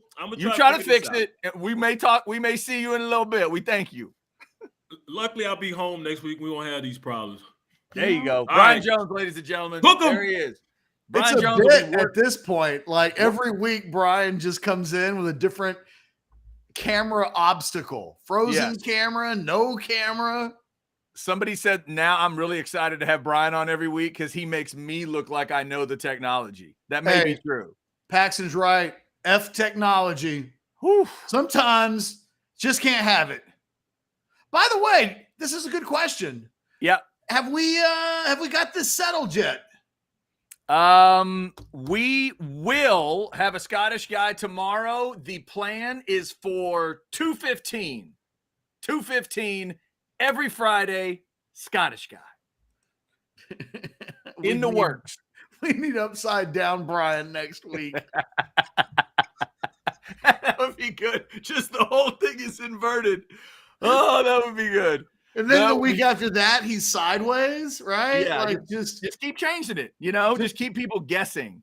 That would be the key. Interesting that Brian brought up that Oregon State game on Sunday. They're one of those teams lower ranked. If they drop that one to San Jose State, they would slip out. I keep bringing it up, Ketch, but San Jose State, I know USC whipped them, but they went up and down the field at times. Like there's some talent there, and 7.3 a carry against USC was blinking at me. So I'm interested to see what they do. 14-3 late in the second quarter.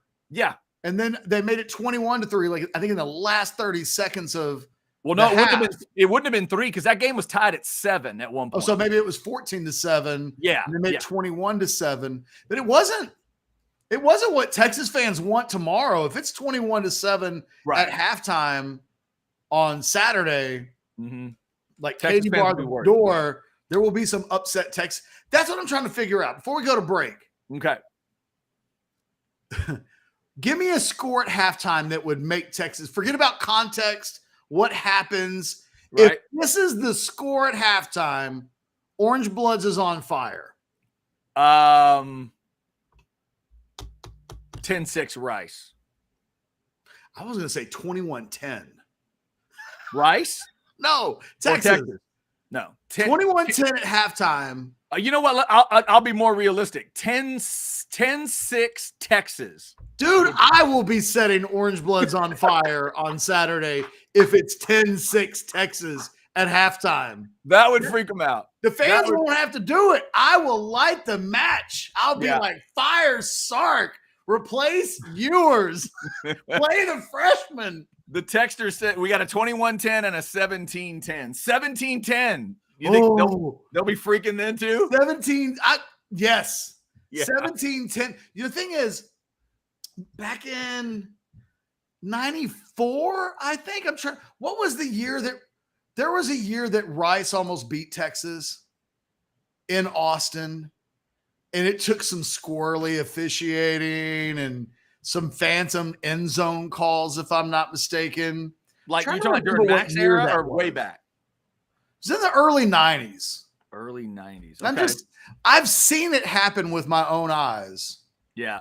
Well, my theory about Saturday is there will be some version of Sugar Crash for the Kool-Aid drinkers because there's a lot of it going on right now. I checked out the morning show today with Horns Up because Kyle Umlang was going to be on. I wanted to see what his deal was going to be about. And, man, those guys are picking 11-1s and 12-0s and all that stuff. I just think there's going to be a little dose of truth for the Texas fans. I'm not going to say – I don't think it's going to be crushing. I just think it's going to be balancing a little bit.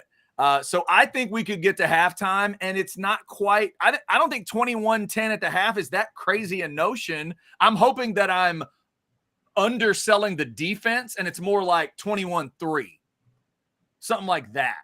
Somebody 17-10, as Richard says here, and I'm fearful for my life. Honestly, we'll be doing the watch along. Oh yeah. So if it's 17-10, there might be 5,000 people in the chat. Crazy. Yeah. And like gasoline will need to be the sponsor of that show at that point. Well, how about this one, Ketch? To me, this is silly.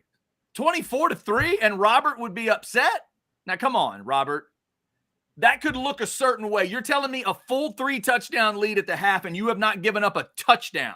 24-3, and you turn to your buddy and say, we got problems. Got problems, boys. Lots of problems. Come on, man. You've seen Nick Saban do that. Don't tell me you haven't. You've seen Nick Saban and Kirby Smart do that exact thing to people in a half, and you don't blink. You got to give your team more credit than that. 24-3 can look a certain way where you'll be happy. It's funny. One of the guests that I was going to get on this week, potentially, I am Facebook friends / soccer card collecting buddies with a certain guy at Rice who was the quarterback in 1994 when Rice beat Texas. Do you remember the name? Can you do it? Okay, hang on. The name of the quarterback when they beat Texas in the rain? Yes. I'm buddies with he and I have done soccer trades and like soccer card trades and purchases from each other. Do you know the name? Nah, I don't think I do. Josh LaRocca. Yo, that's a good name. Now I know it when you say it, but I wouldn't have come up with that. That's a great name. If you want me to get Josh LaRocca, I've been thinking all week, like, is there a Rice guest that we could have on that is worthy of like having a Rice guest? And I wondered, is the quarterback of the team that beat Texas in the rain, would it need to be him, or like, do I need to go out and find Travis Cobb, Bert Emanuel? I like any of those ideas, honestly. Any of them. Well, I'll tell you what. I like those ideas. I'm going to reach out to Josh tonight. He works in Houston. There's probably some guys right now who are watching the show who are, wait a minute. I know Josh LaRocca because he's a known guy in the Houston area, but they may not have remembered he quarterbacked that team in the rain and beat Texas. Yeah. All right, Ketch, this one I agree with. I don't like to be extreme, but I agree with Casey on the chat. If this is the score at halftime, things are in trouble. Jeff, would you agree? 5-3 Rice. Okay, that would be a little disturbing. Lance Berkman hits a 3-run homer in the bottom of the 5th, 5-3 Rice. If we get to the half and we've had a field goal battle plus a Rice safety, then I think, and no touchdown scored, yes, Casey, I think then things will be complicated at Orangebloods Live, orangebloods.com, and everything burnt orange. Yes. Damn, agreed. Texas let Rice tackle him in the end zone. You know people will be pissed if that happens. He predicted a safety score. Oh, that's fantastic. All right, look, let's take a break. When we come back, we got Crap Bag. Yes. And Adam Gorney joins us in 20 minutes. By the way, just in case you kids are wondering. Still working. Still working. Come on, Brian. You can do it. Still working. And hey, Ketch, you just mentioned Houston. For those of you that love H-Town, make sure you come back for the Crap Bag because I got some Houston love today in the Crap Bag. I can't believe he's still there. It hasn't figured the camera out. We'll be right back. Come on, Brian. Corey Redding, the linebacker from Galena Park, North Shore High School, USA Today rated him as the best high school defensive player in the nation. That's incredible. Today, he verbally committed to play his college ball for Mac Brown and the Horns. He's the kind of defensive difference maker the Texans hadn't been able to get in years past, so it appears things are changing. This Orangebloods recruiting flashback focuses on one of the most important recruiting wins in the history of the Texas program. Former five-star defensive end Corey Redding out of Galena Park, North Shore. To completely understand the significance of Redding's commitment, you have to understand the context surrounding the recruitment. Redding's recruitment occurred just 2 years after another five-star defensive end, David Warren, bypassed the Longhorns in favor of Florida State.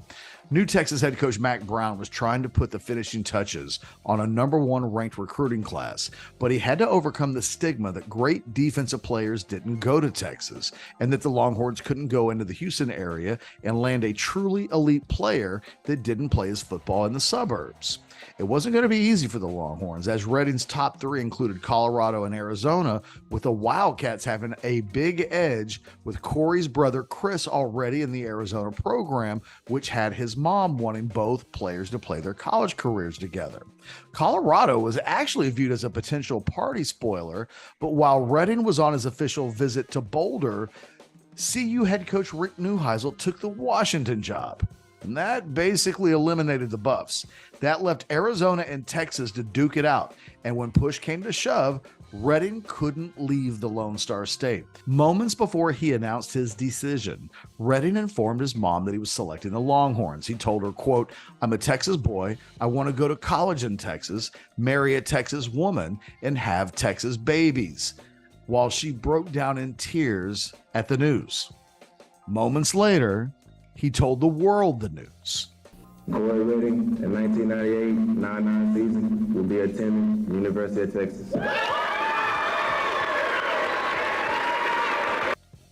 Redding's commitment sent shockwaves throughout the recruiting landscape as Mac Brown's dominance in recruiting in Texas began that day and rarely slowed down for the next decade and a half. The Longhorns finished with the #1 overall recruiting class in 1999, with the USA Today's Defensive Player of the Year representing the cherry on top of a very tasty sundae. Spent time with him and myself, and I was like, I want you to put it on my mind the next morning when I wake up. When I woke up, my hands was holding up that hookem sign.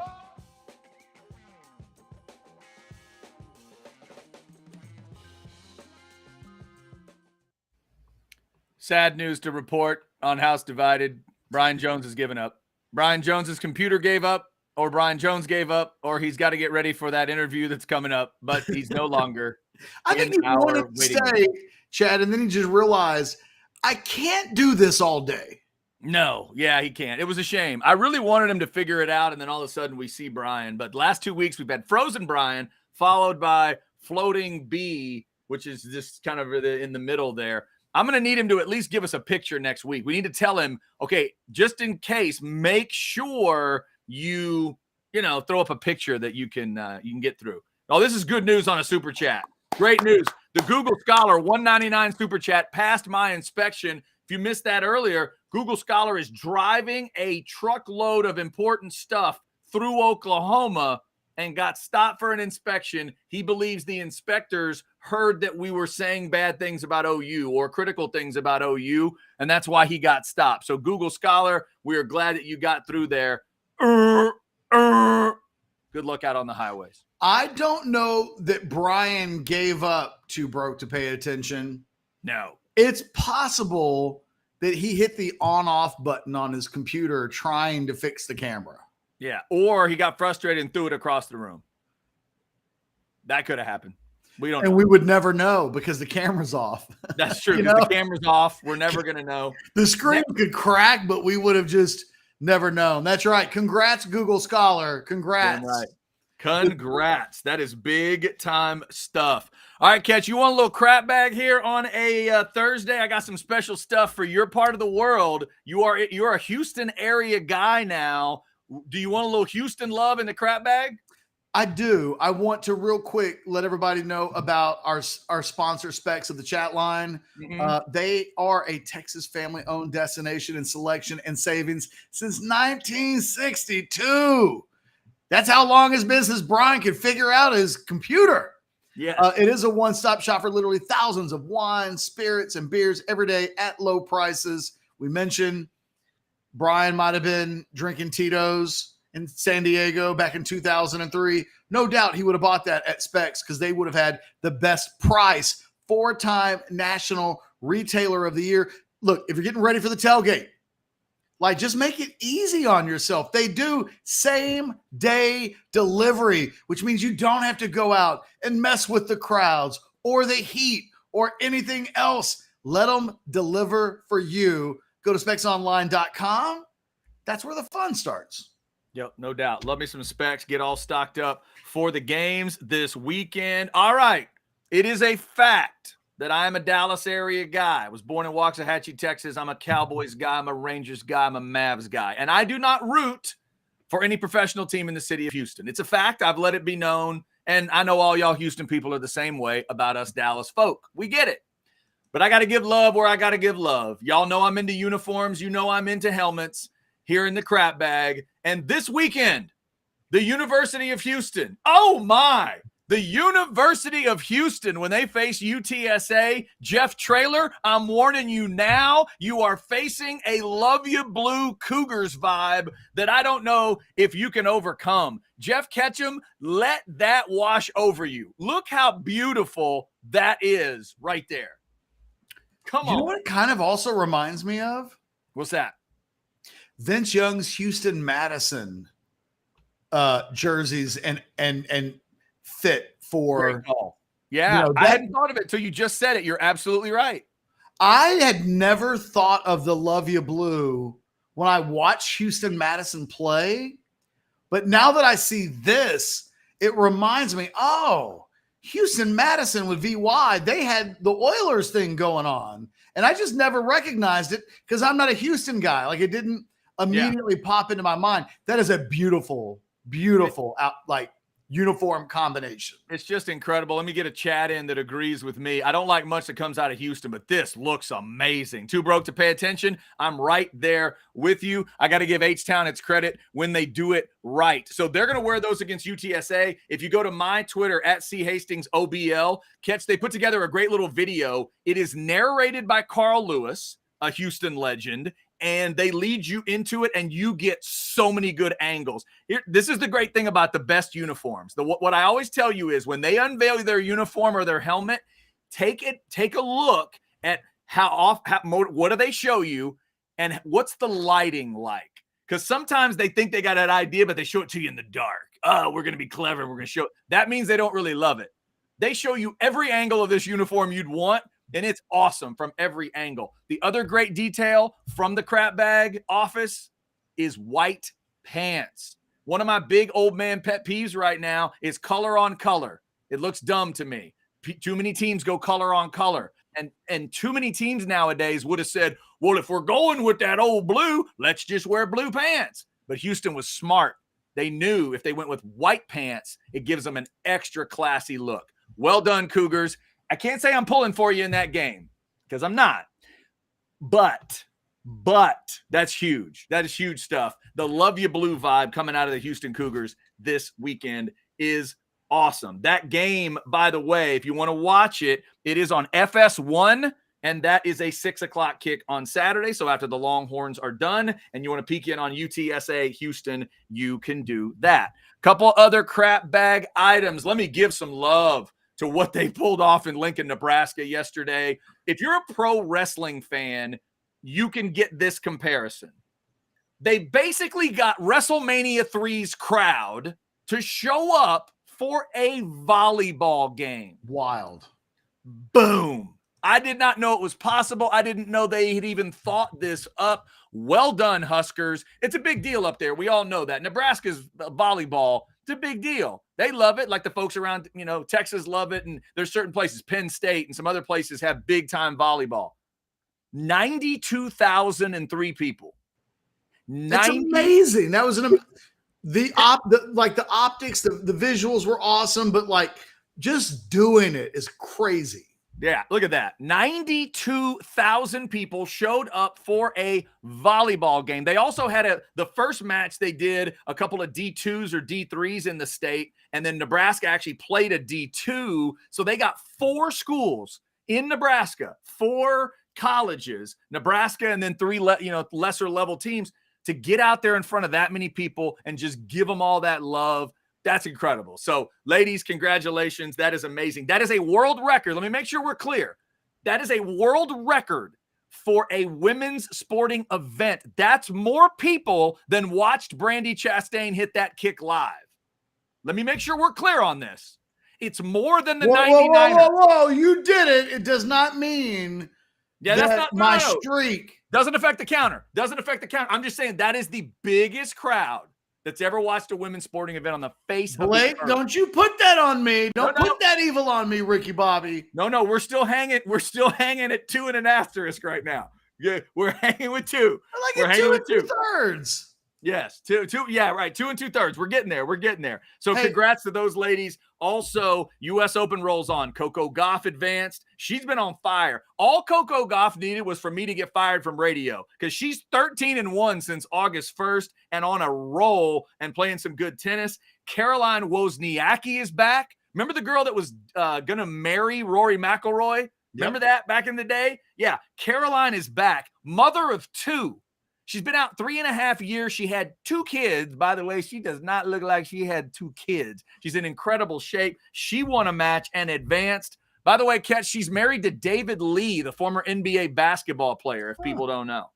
So those kids aren't just halfway athletic kids. Those kids went genetic athletic lottery, because an NBA player married a world-famous tennis player there. Congrats and best of luck to everybody tonight. If you're interested, Medvedev and Alcaraz on the court for the men, and Americans Jessie Pegula and Sophia Kenin are on the court for the ladies. U.S. Open rolling on over the next week or so, of course. Also, crap bag-wise, happy 40 to Larry Fitzgerald today, Ketch. Oh, wow. 40 years old. Yeah, makes me feel old, Welcome to the club. Welcome to the club, Larry. Hall of Fame guy. I don't think, is Larry officially into the Pro Football Hall of Fame yet? He's getting there if he doesn't. Hold on, Chad. Oh! There it is. The crap bag story of the day. Brian Jones figures out technology. Well done. I don't quit. I ain't no quitter. Yeah. I don't quit. I got nowhere else to go. I ain't gonna DOR. I got nowhere else to go, baby. Oh my God. Okay, so tell us, what was the ultimate answer? What did it? So I called my cousin Trent, who lives there outside of Austin Bass Shop. He's a techie. Gave me a couple things to do, and then he said, "How about this? Just restart your damn computer." The old restart. You realize 80%, I think, of tech support is, did you turn it off and turn it back on? Yes. Yeah. That's it, usually, right?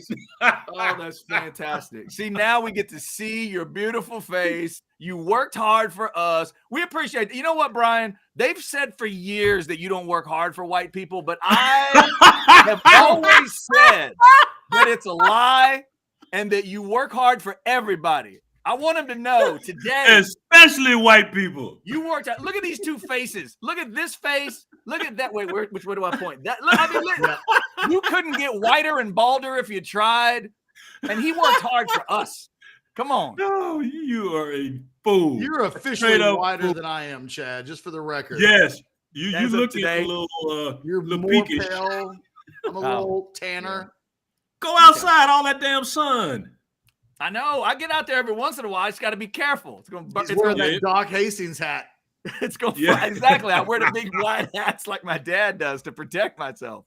Listen, I fixed this, but I got to run. But I wanted to share some. I heard you earlier. You mentioned the Scottish guy, bringing the Scottish guy back, which was a staple of our show way back, early 2000s. And I thought about you. I saw this story this morning, and not the Nebraska volleyball story, which was incredible. 92,000 folks there for a volleyball game. Yeah. But I mean, there's nothing else to do in Lincoln. But still, that's fantastic. Yeah, that is fantastic. They would show up because they have a damn good women's volleyball team. But there was a story. We did stupid news. Primarily, the stupid news came from where I reside now, Florida. But there was stupid news in Nebraska. Some dude in a compact car had configured it where he could load up his massive ass bull. He's driving down the highway with this massive ass bull in his small car. Of course, no roof because the bull's got these huge horns. And he gets pulled over. They're like, dude, what are you doing? I thought I was back in the DR because that's the type of stuff you see in the DR. They call them motor consoles, little motorcycles, and you will see anything on these motorcycles, dude. They carry washing machines, they carry an entire family of 5, they carry TV, they carry cows, and this dude had this. Google the story out of Nebraska. I think the bull's name was Howdy Doody. It is huge. It is ginormous. And this dude had tricked out his car to carry a damn bull. Like a small car, or was it at least a big car? It was a small car. It was a small car in Nebraska. Holy hell. He retrofitted like a 4-door compact? Yes. First of all, I typed in Nebraska, and before I could finish writing in the word bull, Google filled it out for me, and Nebraska bull in a car, and the picture pops up. And Chad, we're gonna get I'm sending this to Blake right now. Okay, yeah, I got. How huge is that, Ketch? It doesn't look real. It's so huge. That is dumb. That is a prize bull. That mofo would win at the state fair, man. Dude, how do you treat an animal, a majestic creature like that? That's animal cruelty, isn't it? Is it? Dude, Bushwhacker is up in heaven like, man, why are you doing that to my peeps? Right? I mean, come on. You don't believe this picture, Chad, when we put it up. Oh, look at that. That is unreal. Oh, my God. Look at that rack. Look at that rack. Hey, Brian, I just got to say, that's some bullshit right there. There's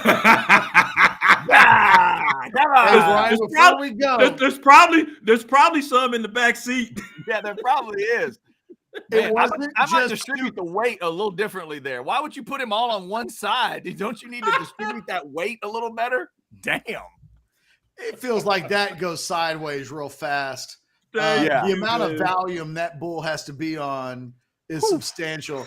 Brian, I just wanted to say, from the shows that you and Chad used to do back in the day, it's not just stupid news that I remember. I remember you singing Prince 1999 in those clips. I can hear it in my head. Don't you want to go? Chad would record anything. You and my former radio partner here in New York, Gio, y'all are the worst. Because you document any and everything. You bastards. Man, hey, and I was on that team that Rice almost beat. Thank you, referees. 89. That was 89. Okay. That was 89 in Austin. So what was the circumstance, real quick, Brian? What was that circumstance that they did? Give me a call. Like, was it an out of bounds thing they missed? Yeah, I think the Rice player, they called him out of bounds as he was crossing the ball over the goal line or something. But he wasn't. Yeah, he scored. Okay. I don't know. No, we won. We won. I didn't say that. I didn't strike that from the record. No, it didn't happen. It didn't happen. All right, Brian. Go ahead. We'll let you get to your next. We'll let you get to your next thing. Yes. Figure it out, baby. Brian Jones, CBS Sports. Technical wizard, Brian Jones. Did I get my street cred back? Just restart it, baby. That's right. Just restart it. Thank you, man. Brian, we're going to let you go. Okay. Oh, my God. And as Brian goes, we're going to bring in our next guest who has no issues figuring out how to figure out the camera. No, this guy's clean. This guy's got to figure it out. Adam, we just had former Texas linebacker Brian Jones of CBS Sports on our show. He came on with us at 1:15 Central. It wasn't until literally moments ago that he figured out how to figure the camera on his computer. Thank you for having, because we won't be on in an hour if for some reason you couldn't figure it out and we're as determined as Brian to spend an hour working on how do I fix the camera on my computer. Thank you for being a professional. Yeah, it's sad. Some people just can't get with it. So, but That's I'm right. here and That's I'm what I ready say to about go. Brian. Can't get right. Yeah. Can't get right, Brian Jones. Right. We got Adam Gorney of Rivals.com, national analyst, joining us here on the show. By the way, thanks, Adam, for a little bit of time. I know it feels like every week is rankings week lately. Like, is it 2025 and 2024 and 2026 is right around the corner? We're going to ask you about a 2024 guy to get it started, Dominic McKinley. That is coming down the pike. We had Cole Patterson on yesterday. It's striking how quickly that recruitment seems to have changed in the last week, where, I mean, I put in a future cast on Monday thinking it was going to be Texas. And now as we head to tomorrow, it does feel like all of the momentum seems to be with A&M. I haven't seen anybody say, hey, I talked to a source today and Texas is looking really good. What are you hearing on that front? Yeah, McKinley's done a great job sort of keeping everyone confused on this. And I would say that any source would have to come from an actual school who's just being hopeful that they're going to get him. I think it's still Texas, Oklahoma, Texas A&M. They still all have shots. And weirdly, all three seem sort of guardedly optimistic about what's going to happen tomorrow. So the latest rumor is that Todd Bates, Oklahoma's assistant coach, is going to be at his game tomorrow night. Now, that could be to dissuade him from the decision he had just made previously 3 hours earlier, or it could be to be in celebration of what Oklahoma thinks is going to happen. I don't know. I don't even know if Todd Bates is going to be there. But it's very confusing, and anybody who tells you they have a source telling you that they're pretty sure where he's going to go is not coming out of McKinley, because he's kept it pretty quiet. Adam, in terms of what you're hearing about what may be the most important elements, NIL or a family situation, being closer to home, all those different things. I mean, anytime it's a Louisiana kid, I'm also just thinking, why wouldn't he be interested in LSU? I figured that's how you get raised that way in Louisiana. Like, what are you hearing are the important elements for McKinley, if you're hearing anything at all? Yeah, so, I would say that the most important things that I felt when I talked to him in the spring, he showed up at one of our camps because his brother was participating that day. He didn't. It really felt like LSU. I mean, he was really not talking heavily about other programs all that much. And then as the summer ended and the fall started, it was sort of like LSU's out. I had heard maybe mom didn't want him there. Who knows? But the schools that remain, really the three, are all sort of equidistant. It's not that far one over the other. So I don't think distance is going to play a factor. I do have to say, when Texas A&M gets so involved late, I have to think NIL, and I'm not saying that in a negative way. I'm just saying, they didn't get Walter Nolan and all those guys down there because of how beautiful College Station is. So, I think that could be a consideration here. I think that could be a consideration here as it gets to the final days. But I will say, like, all three of those schools have great assistant coaches that have recruited him for a long time. All three of them know about player development. All three of them will be in the SEC once he gets there to play. So all of those things are all sort of equal in a sense. And now it just comes down to the other factors that are really within him. And if you know McKinley much, he doesn't say a whole lot, even when you do get to talk to him. I'm just so you know, Adam, Chad went to A&M, and so it just feels like he's had a bunch of low-key digs, either intentionally or unintentionally. Oh, that was high key. Yeah, that was high key there. Yeah, I could tell you enjoyed that, Ketch. I could tell you enjoyed that moment. I could tell you like that one. Venmo me the $20. Come on, bring it over. I enjoyed that. I can't help it. I'm sure you do. It's funny, going back to just McKinley's recruitment, LSU always is the elephant in the room with a Louisiana guy. Like, it surely before this thing's all said and done, they get back in this, because to hear you say that, by the way, I have no idea what this fall thing is that you referenced. Do you know what that is, Chad? Fall. He said summer into fall. Still summer here in Texas. Yeah. I've heard about fall. I've been to fall when I was a kid. I think we had a couple falls when I was a child. Yes. Feels like you got to go somewhere real far, far away Yes. to see fall. Yeah. Yeah. Do you think so? Here's what I've heard as recently from my absolute best source on this.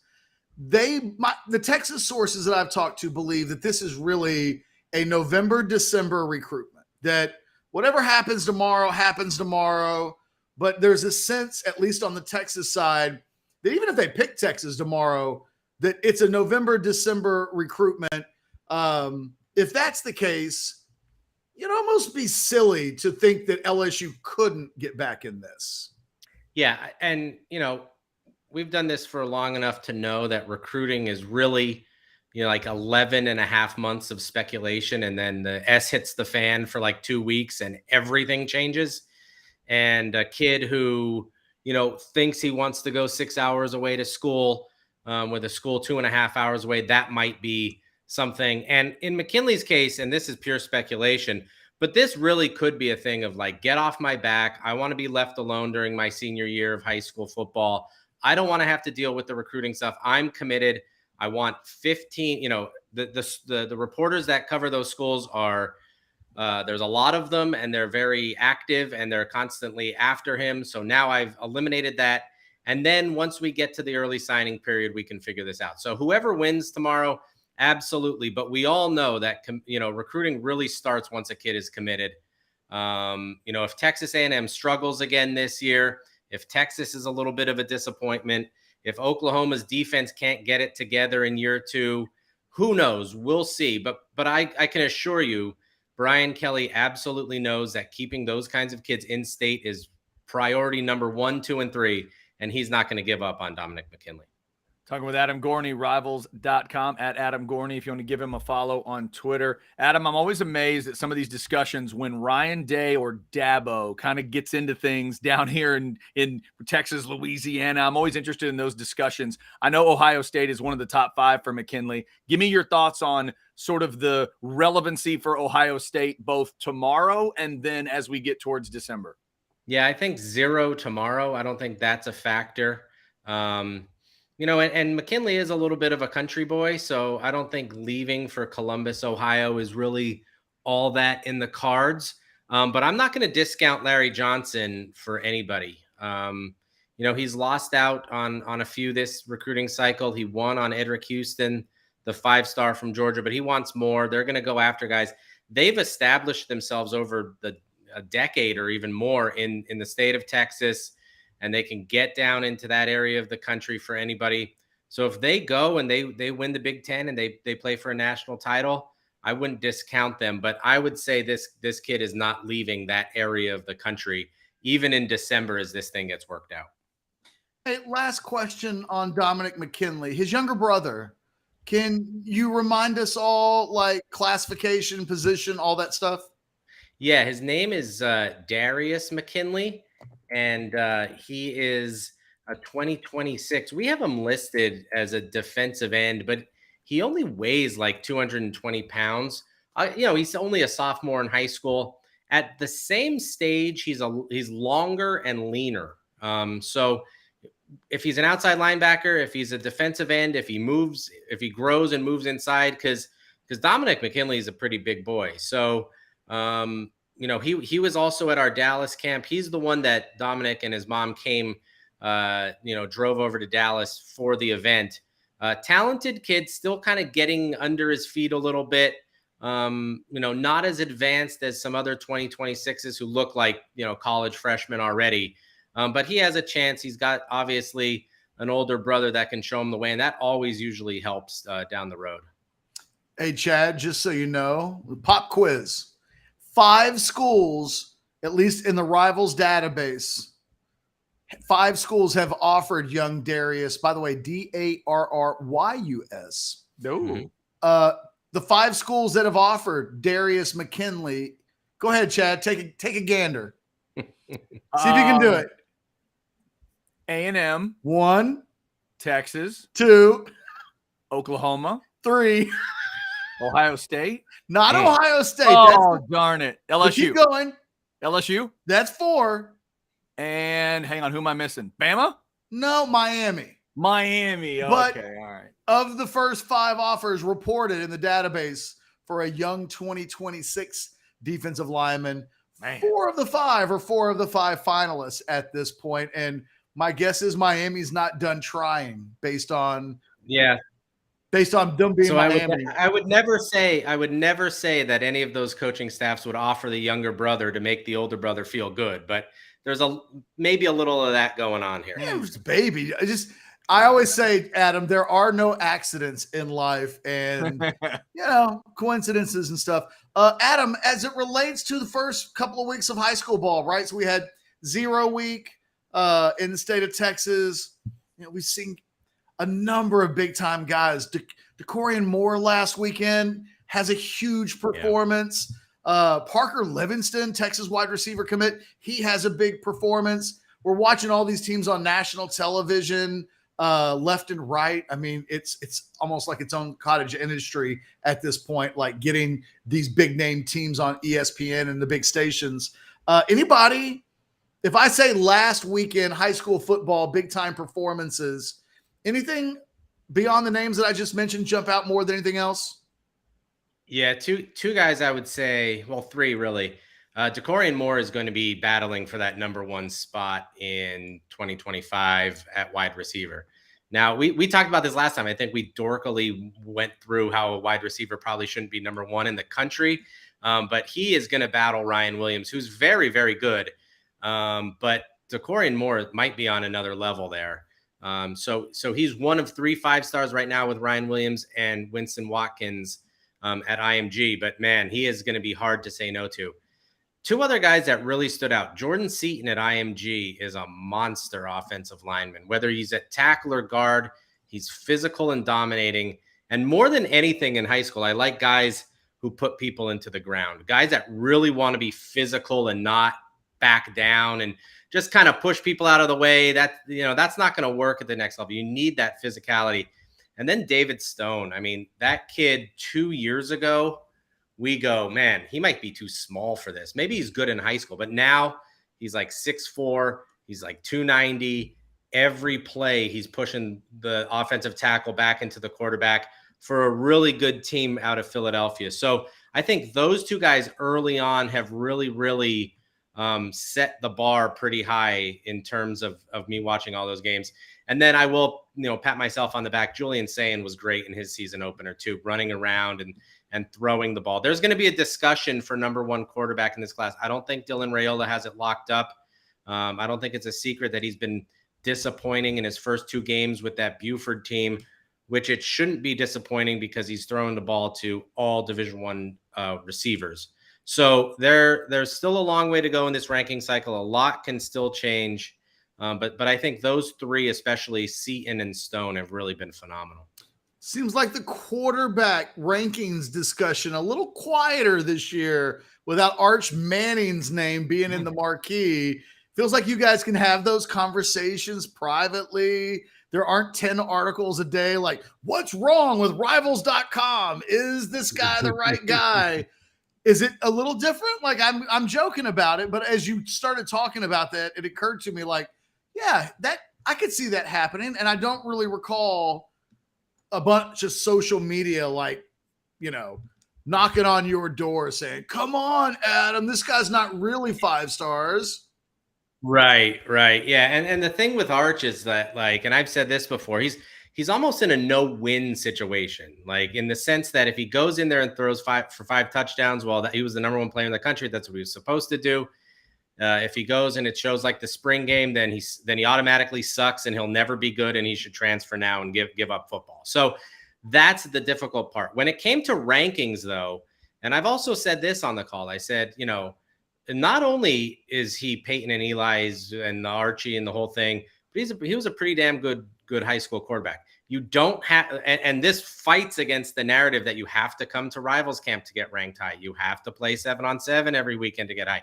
He did none of that. Not once ever. There was no hope of it, and it wasn't happening, and he still ended up number 1, ahead of Nico, who's really, really good, and ahead of Dante Moore, who's one of the most solid quarterbacks in years. But in 24, it does get a little bit more interesting because no one is sort of that, I don't want to say sacred cow that you can't knock off that one spot, because we had those discussions. Was Arch really should he have ended up there?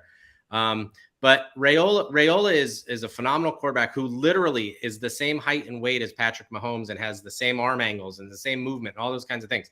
He just needs to be able to put it together. But Sayin is incredibly talented.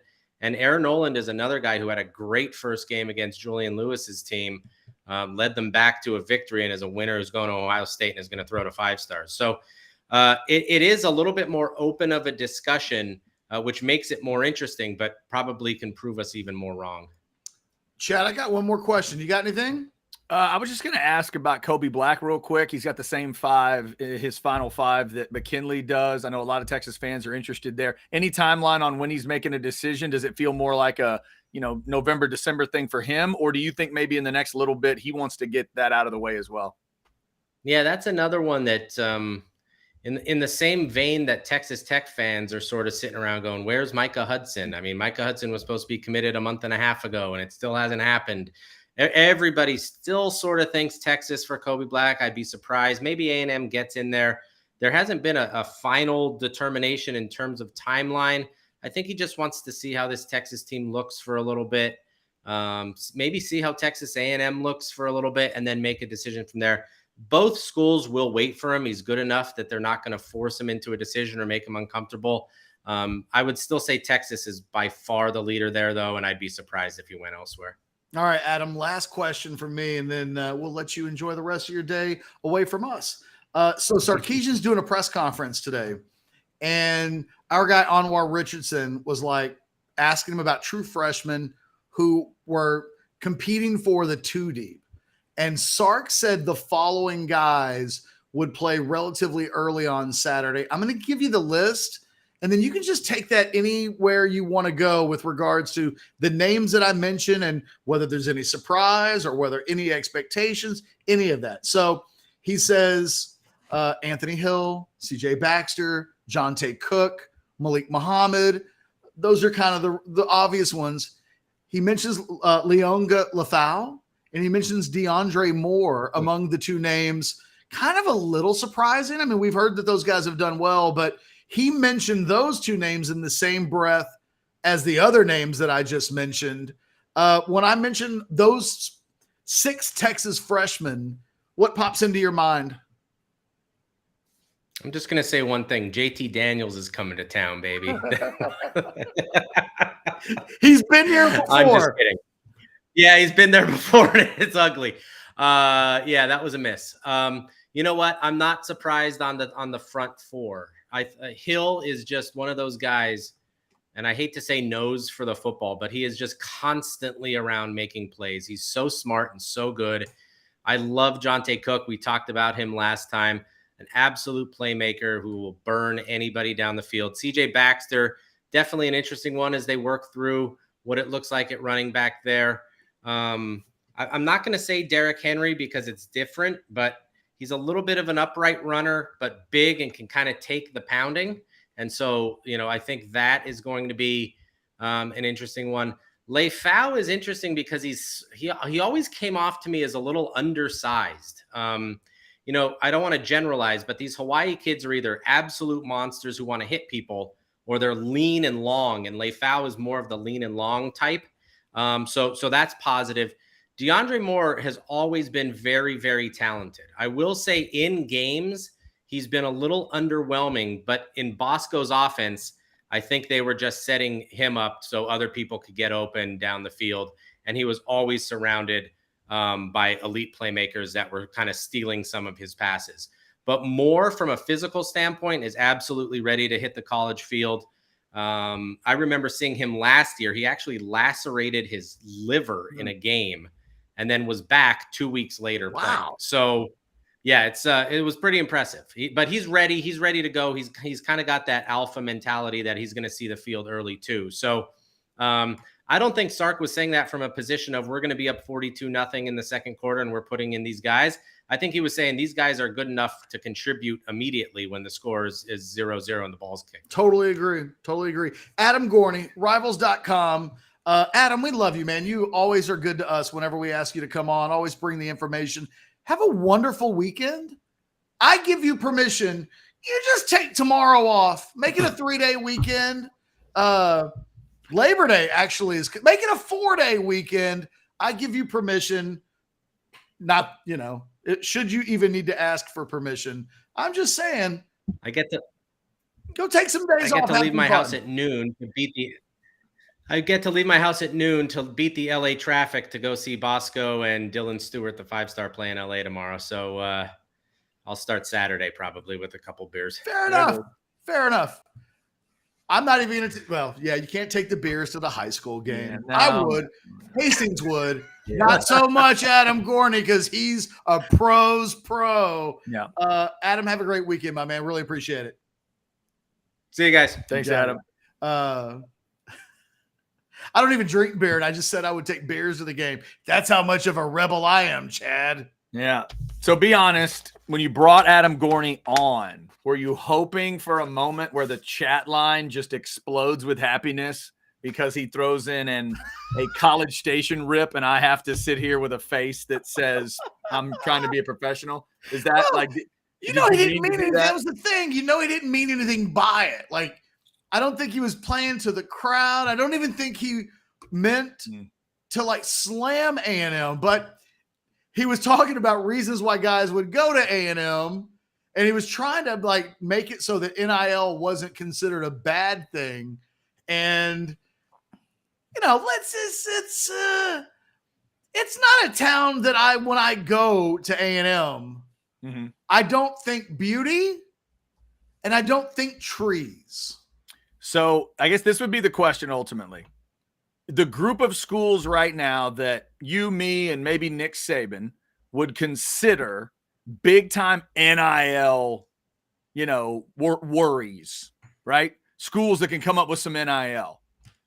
Would you argue that A&M has the least desirable town of the group? Is that in dispute? Probably not, because really the top three are Athens, Austin, and College Station. And USC, Athens right? Generally gets really strong reviews as a nice place to visit. But I'm saying USC's on the NIL list, right? Yeah, but I don't put USC in the same category as those three.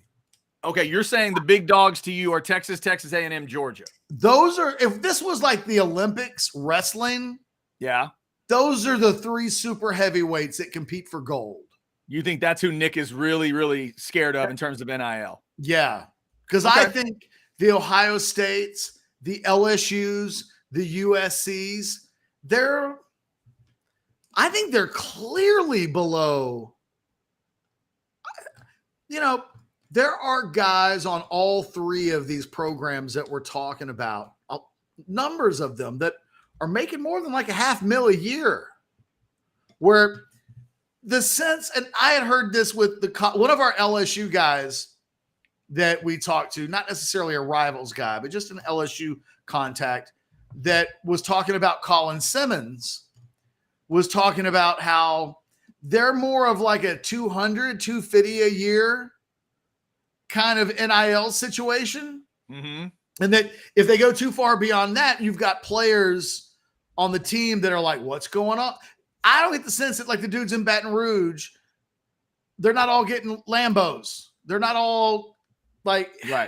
It's different right now with Texas A&M, and Georgia. And the thing is, the way those three schools, university programs approach NIL are all different.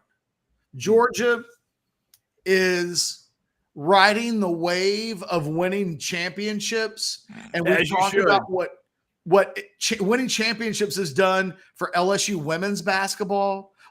LSU women's basketball is more of a powerhouse in NIL in their sport than LSU is in football. So they're winning championships. So Georgia's got a very motivated fan base.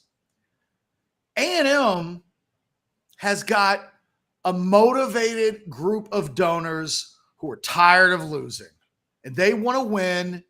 And they've been in the SEC for a decade. It hasn't quite come off exactly right yet, but they've got, I think the people I talk to on the NIL would say a really large number of affluent donors who are contributing and making A&M just a super factor on the NIL front.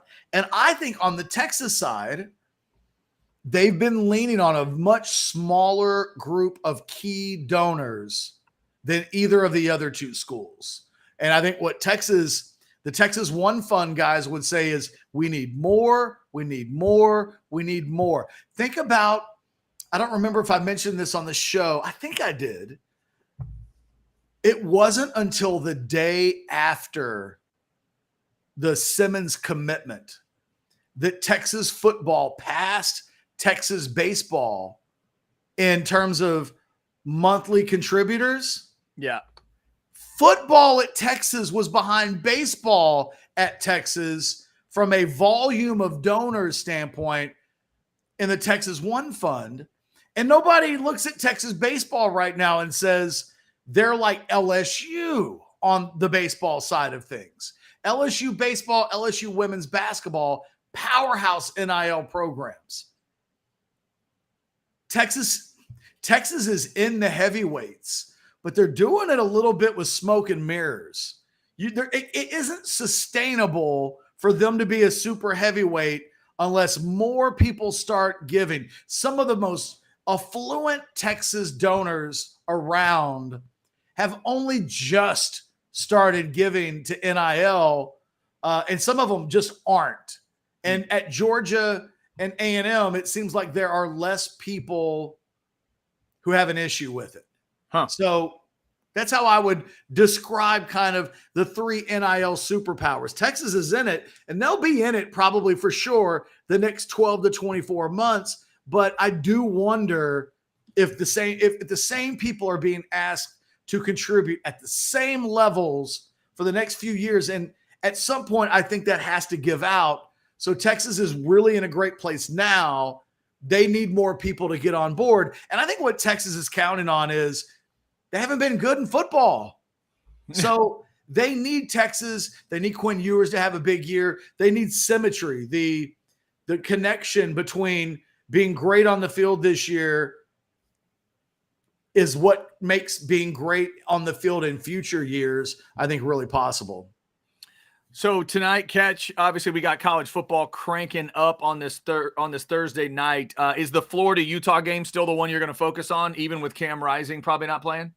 Do you want me to tell you the truth? Sure. Because I'm afraid once I tell you the truth. Oh, if the truth leads us to we're not. We're not. Don't put you know what in jeopardy. So my guy Alex Dunlap, who by the way will be up in less than 45 minutes with Football with Friends. Okay. He and I did you not see this? I can't remember if it was in our Slack channel, and I'm not sure if you saw it or not. Okay. But we're hanging out in Slack, and Alex mentions that one of his guys, and it totally sounded like something a gambler would say, right? It was like, I talked to one of my guys who works on a street corner, and I can't say his name out loud for the protectiveness of like his identity. But Devontae Houston, running back at UConn, take the more on 41.5 yards with Prize Picks. Okay. And then he said, Javon Baker, wide receiver, Central Florida, take the more on 59.5 receiving yards. So I bet $25. Dang. I put $25 on both of those two guys hitting the more. So that's what you're watching. You've got UConn and NC State as one of those games. Yep. 6:30 CBS Sports Network.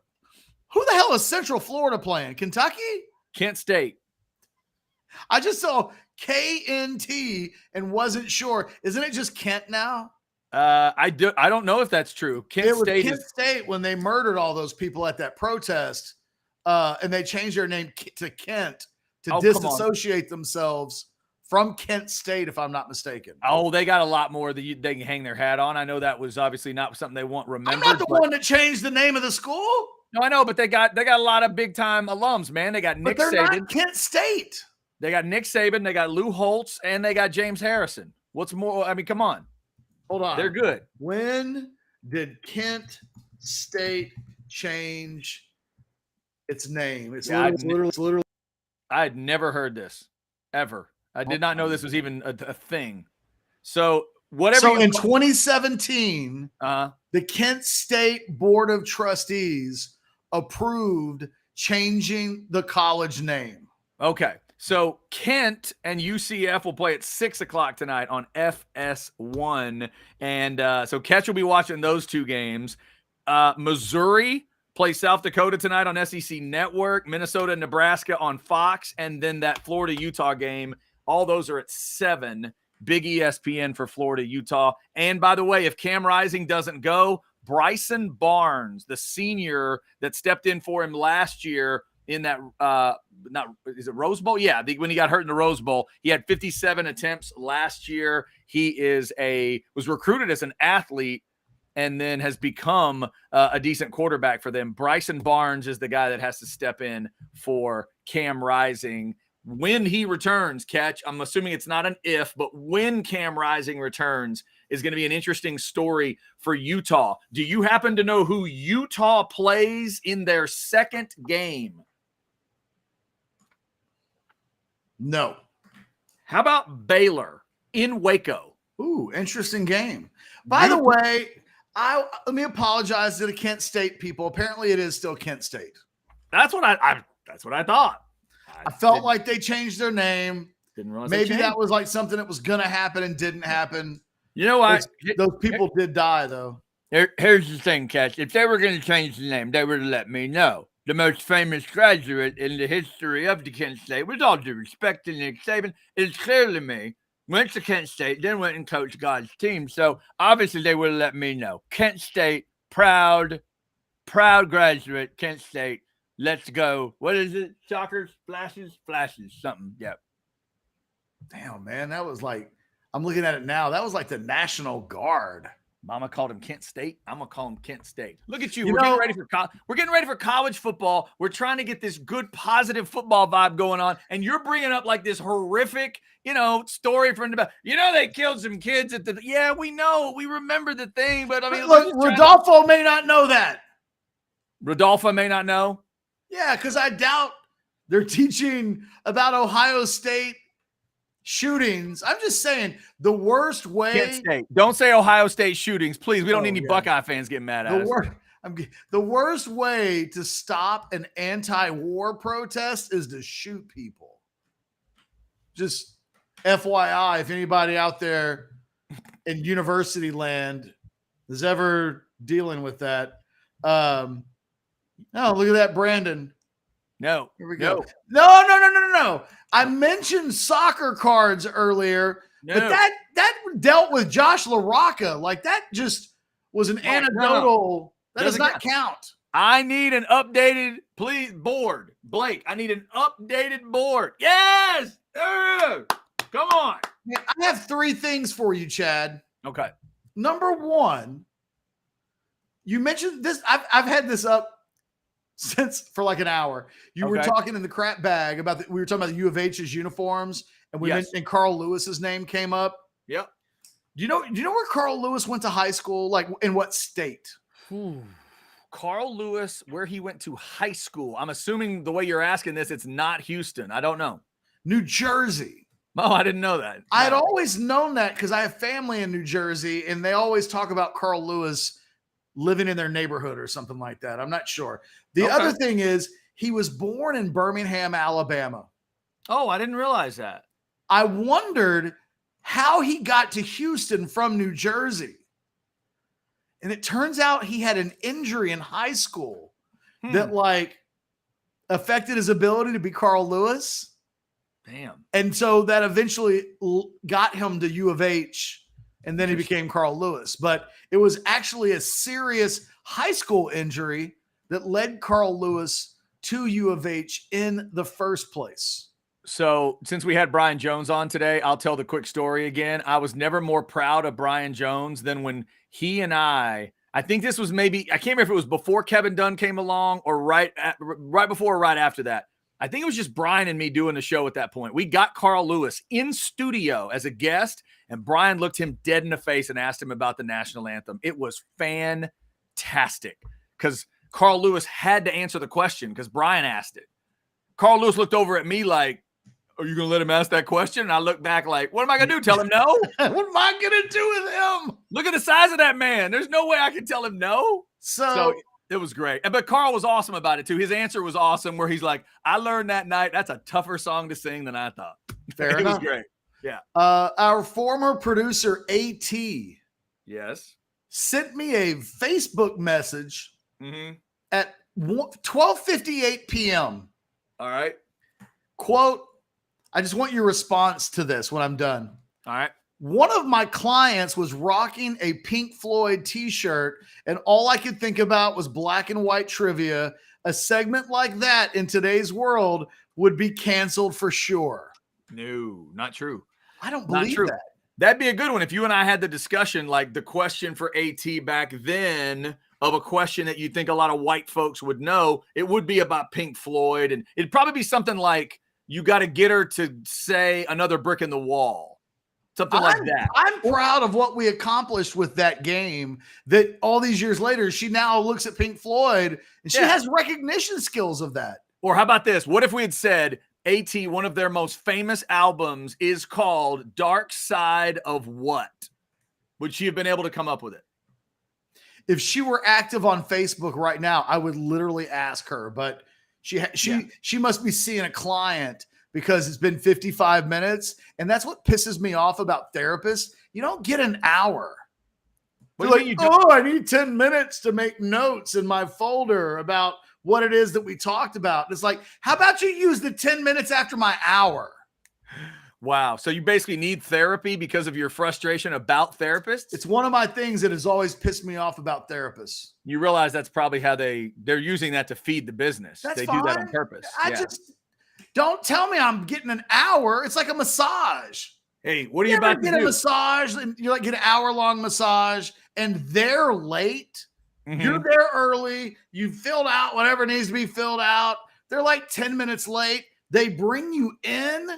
And then they're like, the massage is over as previously scheduled. And it's like, no, I didn't get I'm a 90-minute guy. I didn't get my 90-minute massage. I got 84 minutes. You better get me back on that table and 6-minute massage me.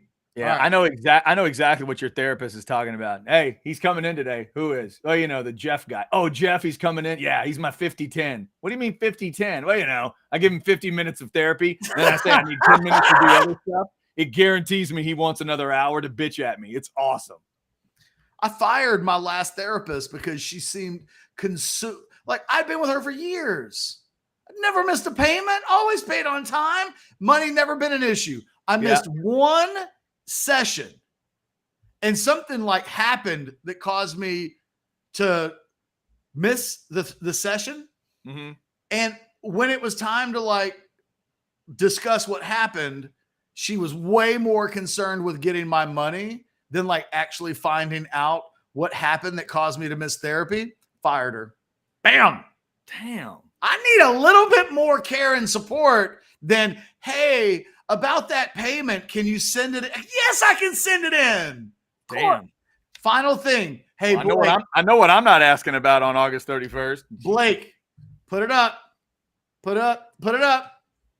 You want to see it again, don't you? Well, because I need to say. Because you're proud of yourself. You should be proud. Because in the middle of the show today, Liverpool signed Ryan. You want me to say it? Can I finish it? I don't dig it. They signed Gavin Birch from Bayern Munich. We're done. We did work. I didn't make a face. I didn't get overly excited. I wanted to stop doing the show. I wanted to go listen to some Liverpool podcasts about Ryan Gavin Birch. He's Dutch, by the way. No wonder you stopped listening to me halfway through the show. I knew there had to be a reason. There was. It's terrible.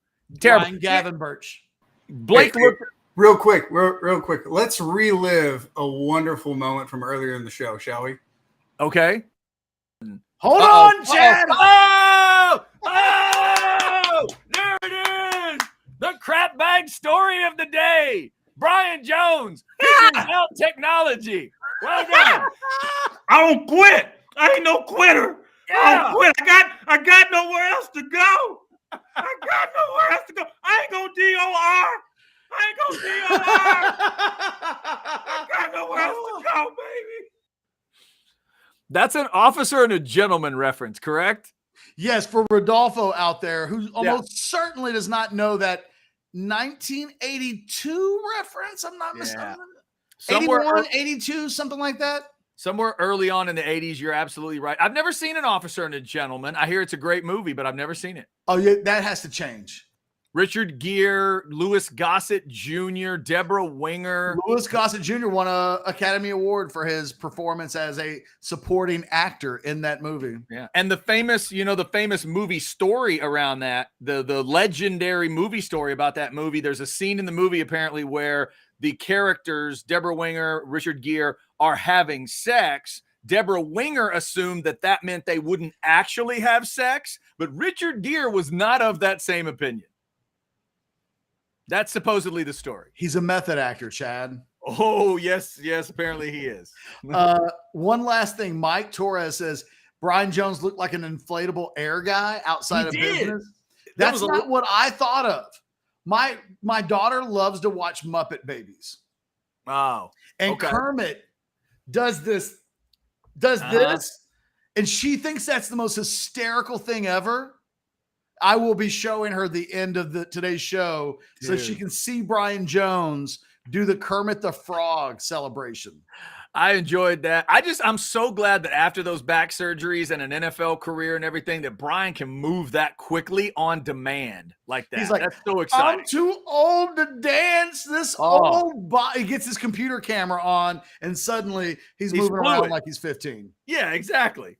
All right. Oh, we went over. Look at that. We went over to 3:00 hour. That's not good, Ketch. Say goodbye for us. Okay, we need to say goodbye. We'll be back for a Friday show tomorrow. 2:15 for the Scottish guy is the plan. We'll try to get some other things ready for you because it's the Friday. We'll have the Dominic McKinley live reaction. Oh, that's right. It's hopefully going to happen. Do we know for sure? 1:30? I'll double check that. I'll see. Blake says he thinks it's 3:30. I thought it was 1:30. See, either way, though, we got it covered. It's either us or it's Alex Dunlap.